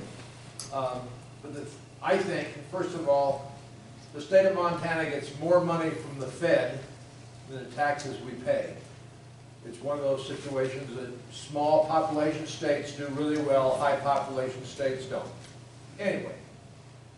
And we also have to remember, but this is just my opinion, that the national forest and that wilderness study area belongs to the little guy living in Dubuque, Iowa, and the one down in Kentucky and the one in Texas. It belongs to them just as much as it does to me and you and everybody in there. It's a national forest resource. Whether you're a BLM, when there's a national there, it belongs to the nation. And we need to be very conscious, because I see people when I go to the wilderness that's not from Montana. They're hiking, they're enjoying this wonderful country. But it belongs to all of us, and we have to keep that in mind. It's just not Granite County, and it's just not Phillipsburg. Dave, thank you very much. I promise you this, whatever we suggest, whatever we send to the senator, it's gonna get voted on by 50 other senators. Oh, absolutely, I agree. 100. Yeah, that's why it's done I in would the hope Senate. 100 of them. That's why it's done in the Senate. Bill, did you have work on Can I have it? a response to? So, before you do, does anybody else want to speak? I'd like to give everybody. Okay, that's fine. Is that fair? You bet. Come on. Okay, actually, I'm gonna speak from over here. Nobody wants to stand up like Colby. I'm another Mrs. Candich, Tammy Candich. Patty and I are married to the Candich brothers, who are four-generation logging family. And they started out over Anaconda Way. Chris knows, because Chris is part of the family 4 generations ago. His father was one that started the logging business 4 generations ago. We pay taxes in this county.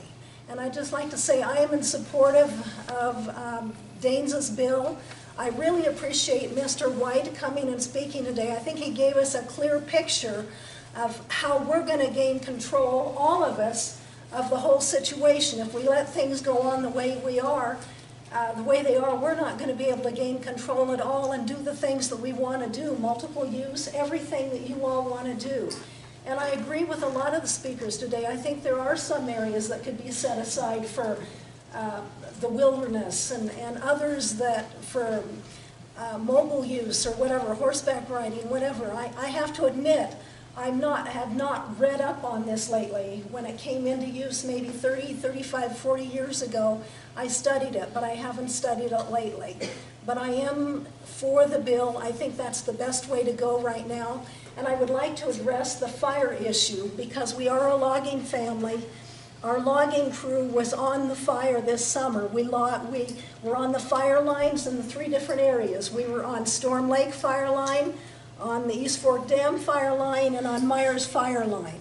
And although there was fire on those grounds, what you'd call kind of the private grounds or the regular timber, there was fire out in the wilderness area too. And they could build their fire lines up. They were going great guns, and they could go right up to the border where the wilderness started, and then they couldn't go any farther to fight where a lot of the fire was. And so they started putting fire lines in to protect Georgetown Lake and all the areas, so that when the fire came, the inhabited areas would be protected. So we do need more good forest management, and it isn't going to come by letting it sit in another study area. Thank you. Thank you. Come on up, sir. All right, thanks, Commissioners, for having everybody here. I'm Alec Underwood. I work for the Montana Wildlife Federation. I think what I've learned today is that everyone thinks they're a forest management expert. We all think we know how to solve fires, other forest management issues, beetle kill. These are complex issues, and I don't think any of us know the answer. Otherwise, we would have solved the problems by now. What gives me hope with this meeting is that this is the first time as part of this proposed legislation that I've actually seen some collaboration going on. I work with sportsmen's groups across the western part of Montana, many of whom use the Sapphire WSA and the West Pioneers and the other WSAs in this legislation. I'd like to point out that up until this point, there has not been consultation with these sportsmen's groups on this legislation. And that was frustrating, and that's why we saw a big public outcry. But if what you say about Senator Daines is true, and he wants to hear from the people and have these collaborative conversations, then I think that's the goal right there. I would caution and say, though, that up until this point, this has been done behind the backs of many different user groups who use these areas, up until this point. So I'm excited that this is progressing, and that maybe we're going to open the door to a more collaborative conversation rather than putting this behind people's backs, which is how it's been so far. So thanks for letting us be here. Thank and you, I look forward to everything else. Anyone else want to speak? Come on up. I gave my 3 minutes up to someone earlier. Hang on just a minute, we'll give you an opportunity. Let's let everybody speak though. Sue, come on up.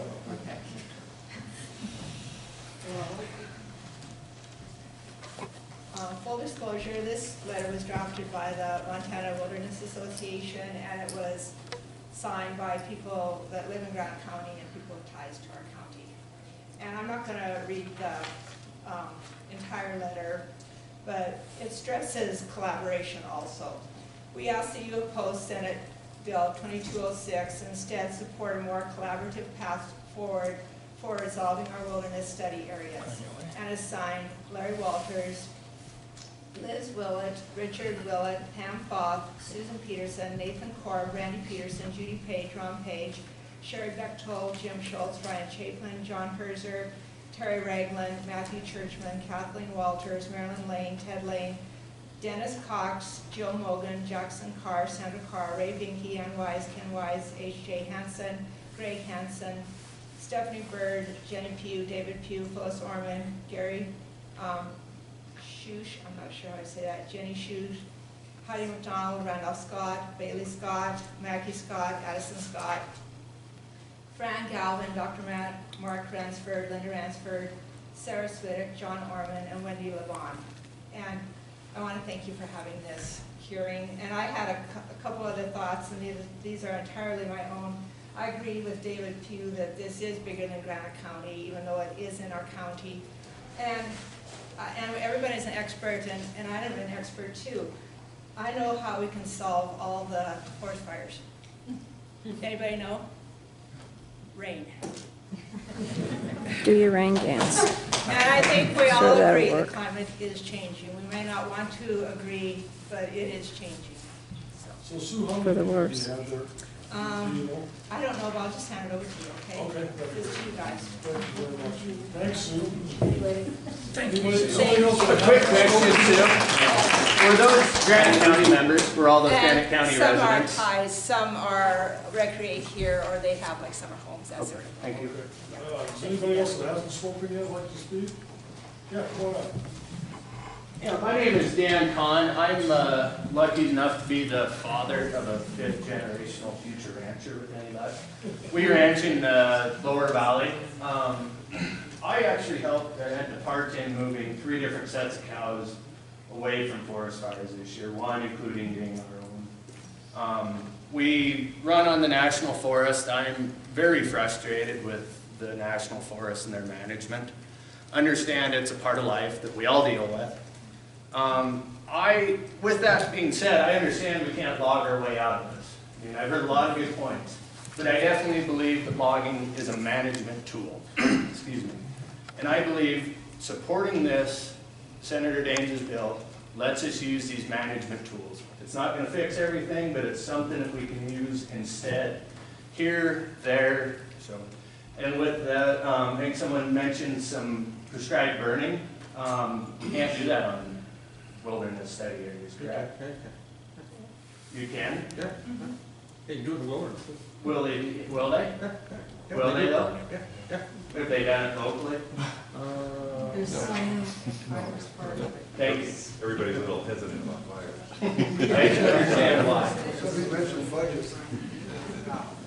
So I definitely stand in support of Senator Daines' bill. Thank you for your time. So Deb, while you're there, can you talk just a second, because you got a little more time, about grazing and how important that is to folks that, you know, certain years you have bad years where you have to be able to get in the forest and what it does to economic development. So I definitely am for grazing public lands. I am not familiar with any of the grazing habitat in this wilderness study area. I'm vaguely familiar with some of it. I believe it's going to be tough to access and stuff like that. I don't know if the grazing side of it has a huge impact to it. I cannot speak to that directly. But yes, grazing will definitely help some of the fire issues. It'll help some of the wildlife issues. You know, commingling of different species definitely helps. You don't end up with a monoculture, whether it's trees, burnt timber, grass. We may not be able to log our way out of it immediately. It's taken 30 years to get in the situation we're in. It may take 30 years to get out of it, but if we don't start, we never will get out of it. Good point. Thanks, Dan. Thank you, guys. Thank you. So there are, maybe not the sapphire so much, but there are some BRD not recommended for wilderness, but it's in the study area that I understand is potential good grazing, so it's probably not your place, but. For sure. So anybody that hasn't spoke yet that would like to, come on up, please.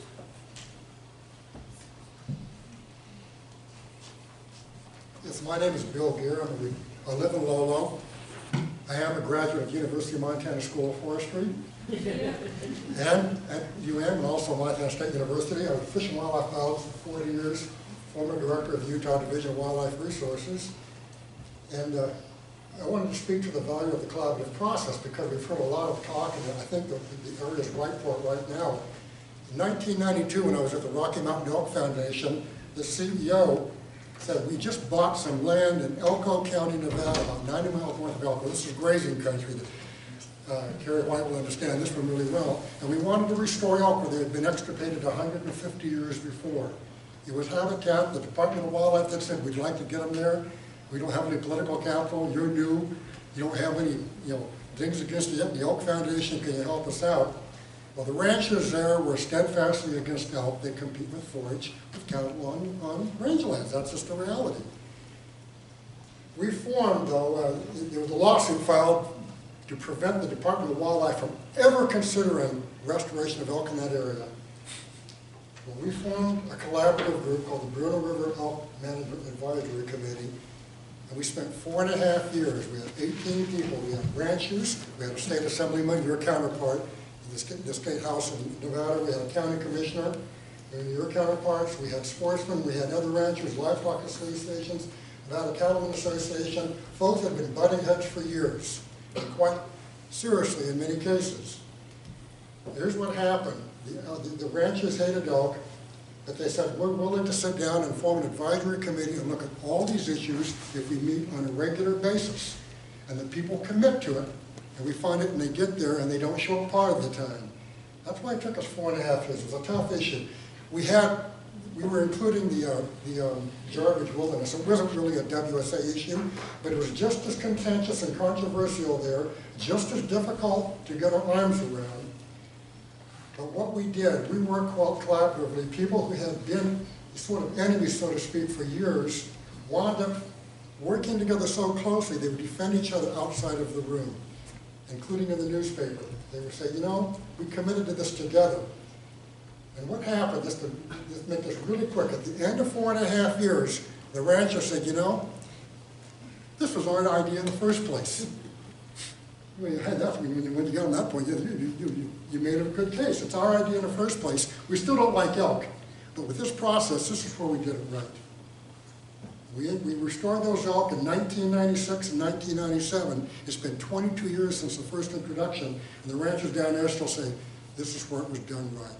That's the value of the process, having the local people. But see, the one thing is, I wasn't local. I lived in Utah. I used to be director of the Utah Wildlife Agency. I drove 250 miles one way every month to chair that committee for 4.5 years until we got those on the ground and went back. They said we included people from different states that have an interest in the national forest. We also had some BLM land in there, and we had 200,000 acres combined, including private land, and we looked at all of it and coordinated and said, what's best for this area, using groups like this.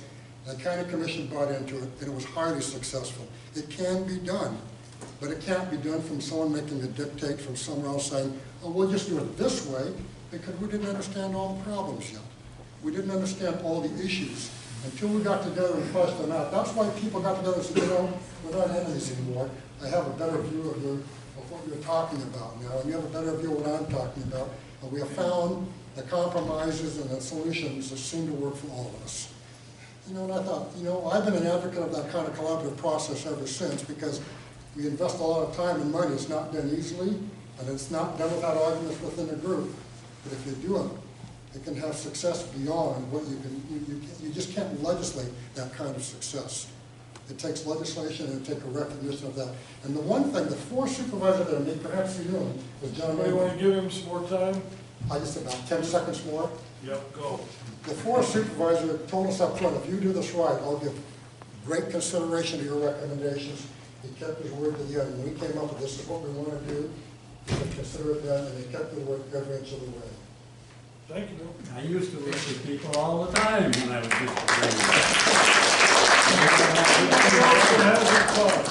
Anybody else that hasn't had a chance? I want to catch everybody that hasn't had a chance. Ma'am, would you like to come up?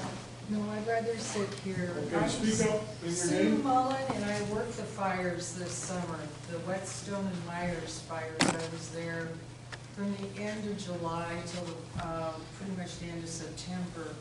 There were people that came in to work.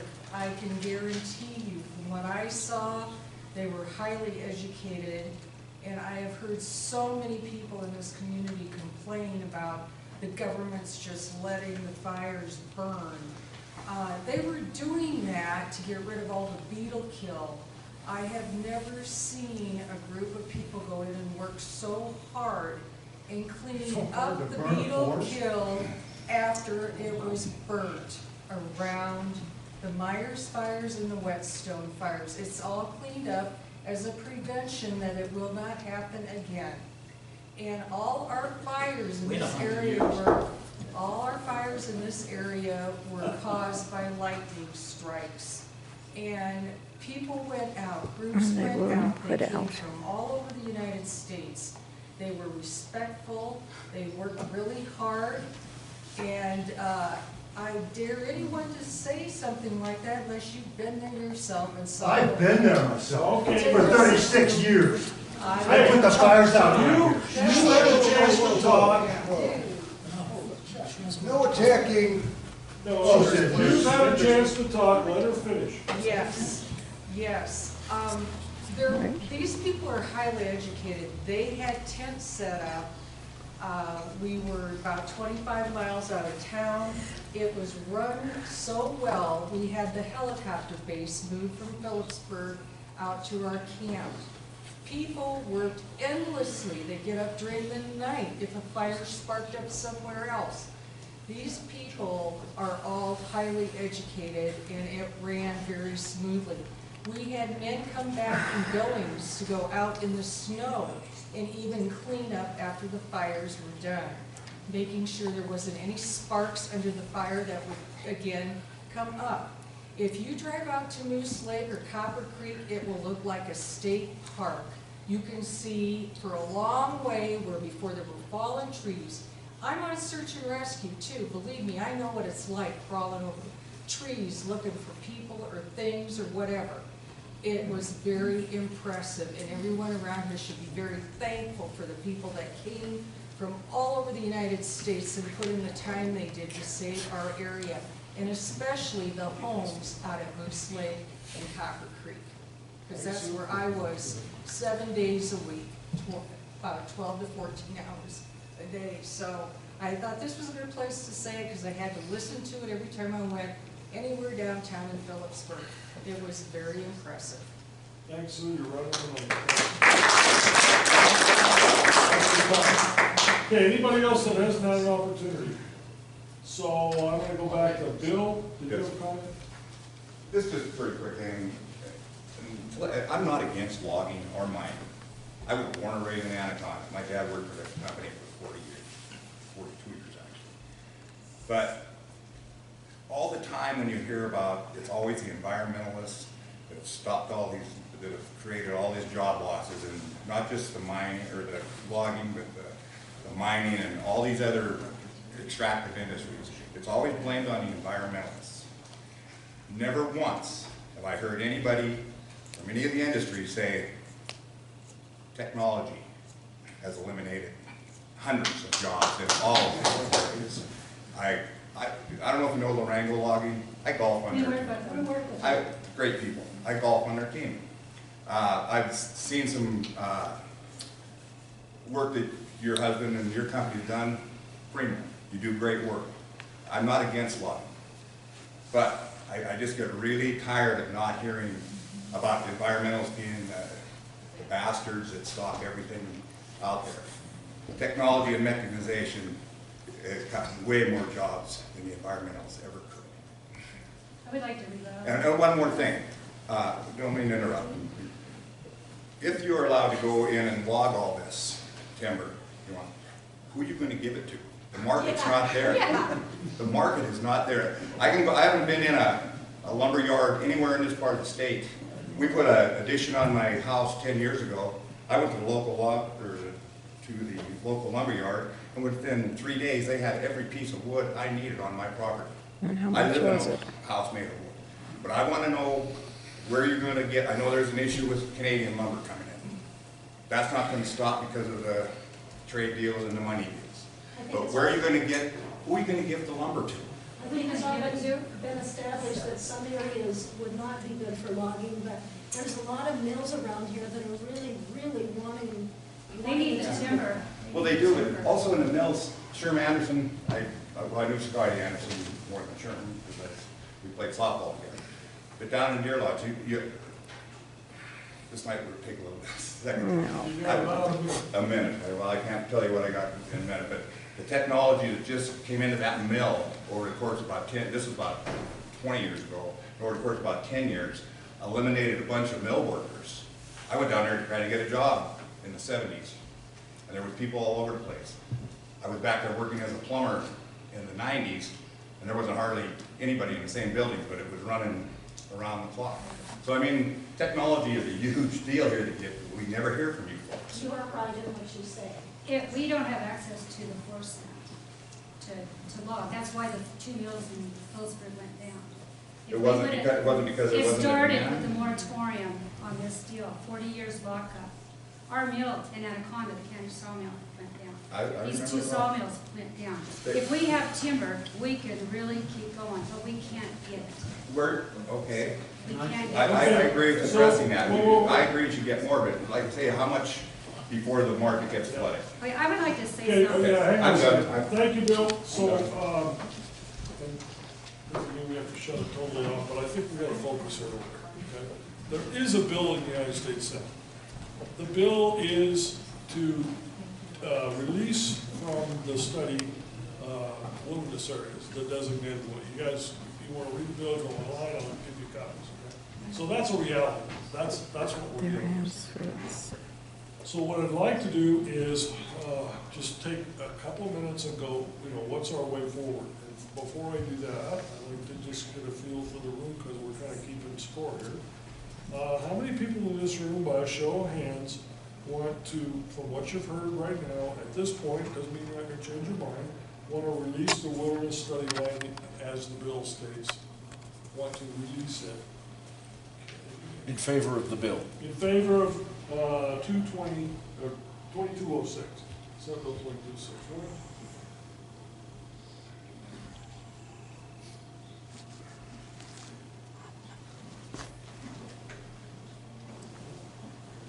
Thank you. How many people in the room want to oppose Senate Bill 2206 in total?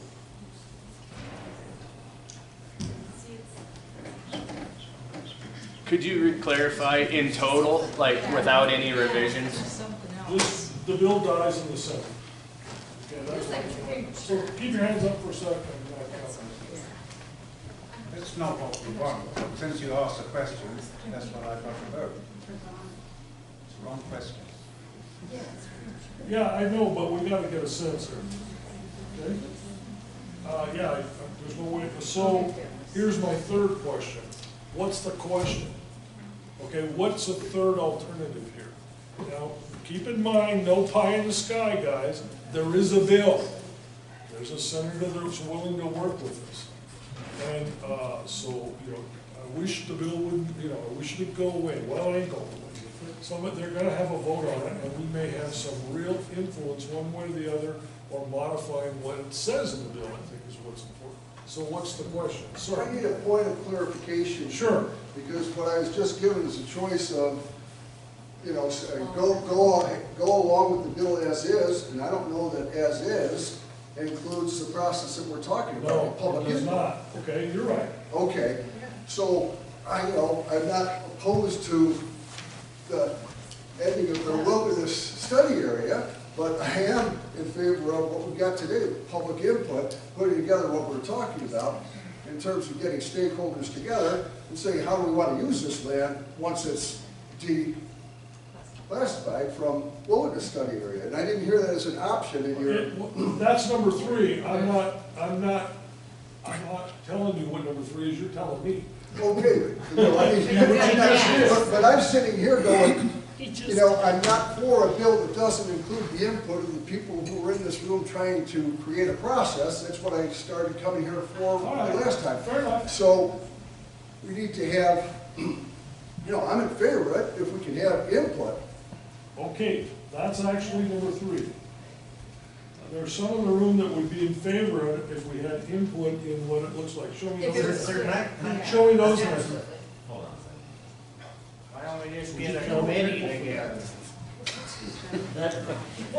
Can it be drawn out for 40 years, please? Okay, I'm just taking the temperature of the room right now.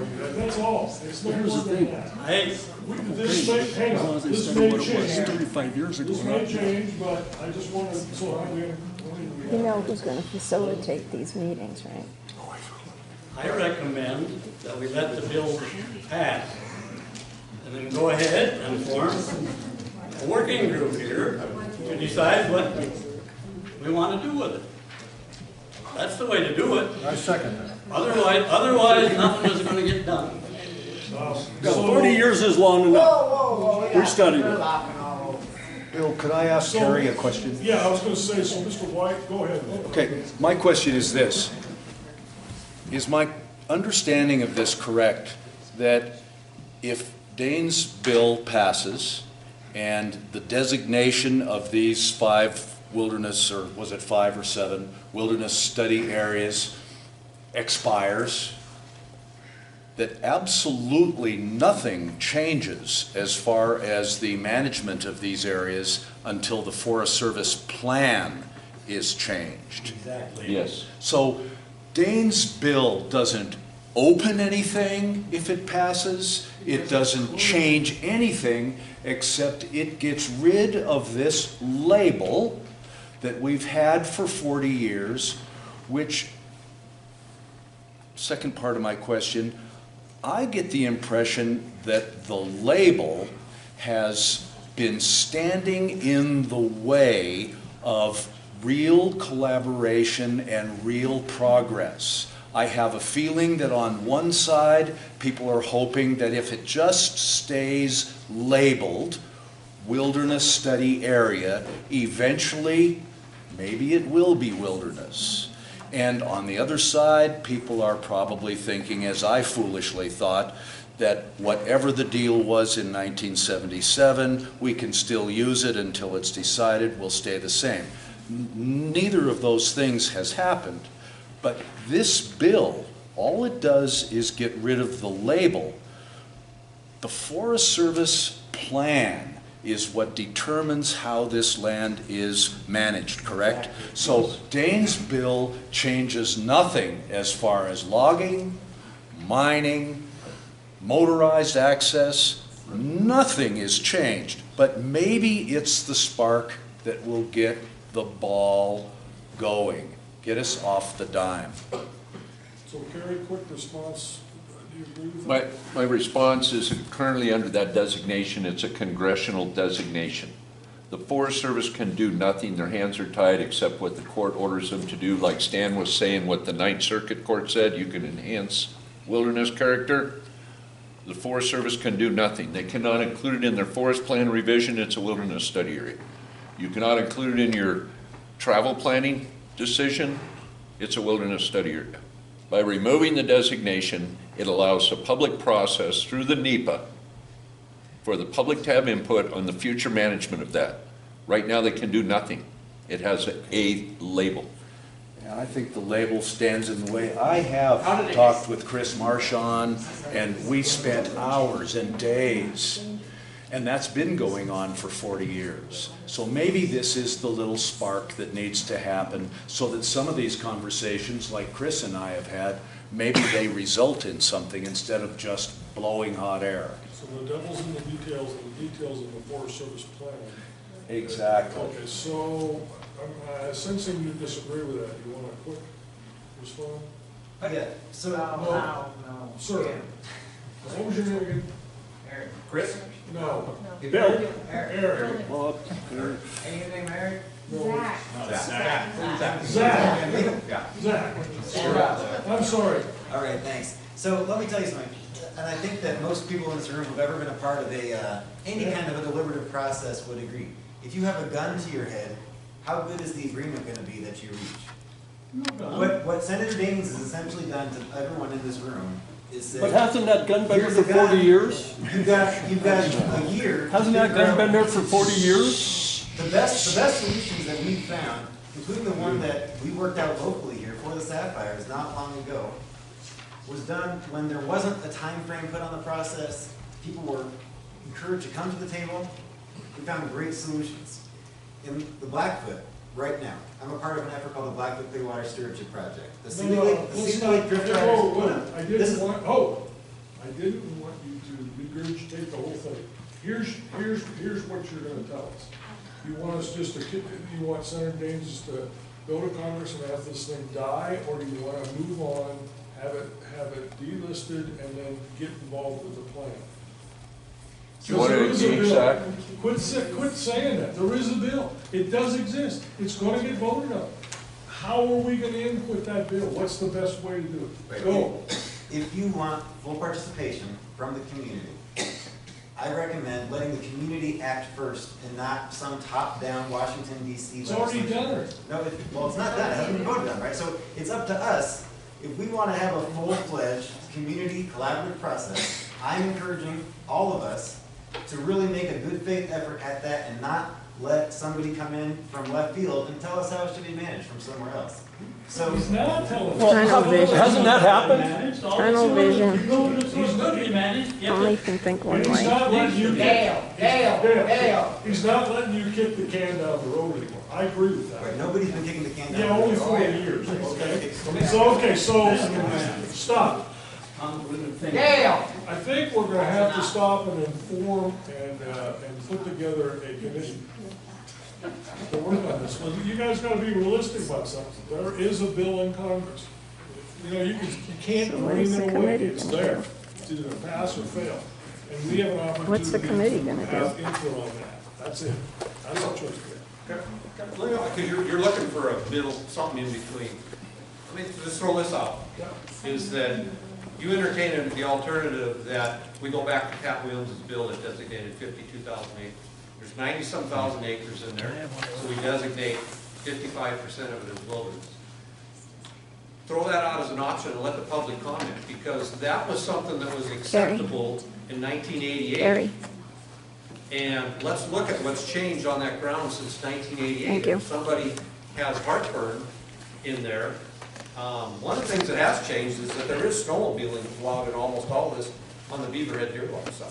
So the majority of it is. So succinctly, say that again. Pat Williams' bill, 55,000. 52,000 acres, I think is what the number was. And look at those boundaries and let people comment on those boundaries. What's changed since 1988 that would make us go back Chris, to those? let me ask you a question. Yeah, What happened to Pat Williams' bill? it got vetoed by the president after it And passed. who was the president? Reagan. Praise the Lord. Sir? If I could, I just, for the people who raise your hands to vote on the bill as is, you know, the point I made earlier, the collaboration that should have happened with constructing this piece of legislation has not yet happened. As I said, there's groups around the state who have been left out of this piece of legislation. Okay, now wait a minute, Alec. Just a second. Weren't you listening? Yeah. Basically, what They don't listen. Mr. Anthony just said, the devil's gonna come in the Forest Service. See what I'm saying? Yeah, I hear, You're right. I hear It that. hasn't I hear that, happened. yep. Okay. But So is that, you don't believe that, or where are you coming from? No, so your statement earlier is that Senator Daines would be willing to hear from the people Yep. and maybe modify the bill. Yes. He crafted the bill without listening to the people. So if the collaboration hasn't been done yet, then how can we just say, yeah, let's push it through? You know, I think the conversation, like us getting together today and talking it through. We elected Steve Daines to talk for us. Did we not? True. So there's But collaboration. it's also Steve Daines' interest to consult with the people. And when you don't consult with the people on a piece of legislation that may affect things, it defeats the So you're purpose of being opposed elected. to hit the bill? You Excuse want to me? kill the bill? I don't want to kill the bill. I think that if a determination needs to be made on the wilderness study areas, the conversation needs to be had on how we want to manage it. And not just, Okay, so You here's, know what I'm saying? who's interested in serving on a committee to report back to the commission? I need a diverse area, okay. I need to have you sign up. Because we want folks to come in here and meet with Commissioner Adler's gonna chair it for us. And at least one meeting, start pulling some things together. Bill, I really need you on this. I'll talk to Scotty later. Okay. And, you know, Dale, I need you on this. I'll do what I can. My I wife just is want not a very meeting, well, that's but all I'll we be here want. when I We can want a be. meeting, okay? We're on both sides, so we can work together, try to figure something out to take through. Chris? Chuck? Okay. What's your name and contact information? I like the idea of getting many sides together. Start getting on There for stay in their place. Okay, so, we're gonna, one quick thing here, guys, we're gonna have a meeting a smaller meeting, hopefully have a diverse area. They're gonna get together and report back, and we'll have another general meeting, and see what they come up with. Thank you. Thank you, Bill. And Mr. Bonnie. Another one is collaborate, whatever it is, 40 years. So this is it'll probably be a committee, and it'll be facilitated by the environmentalists, and that's the way it's gonna go. Period. Another joke.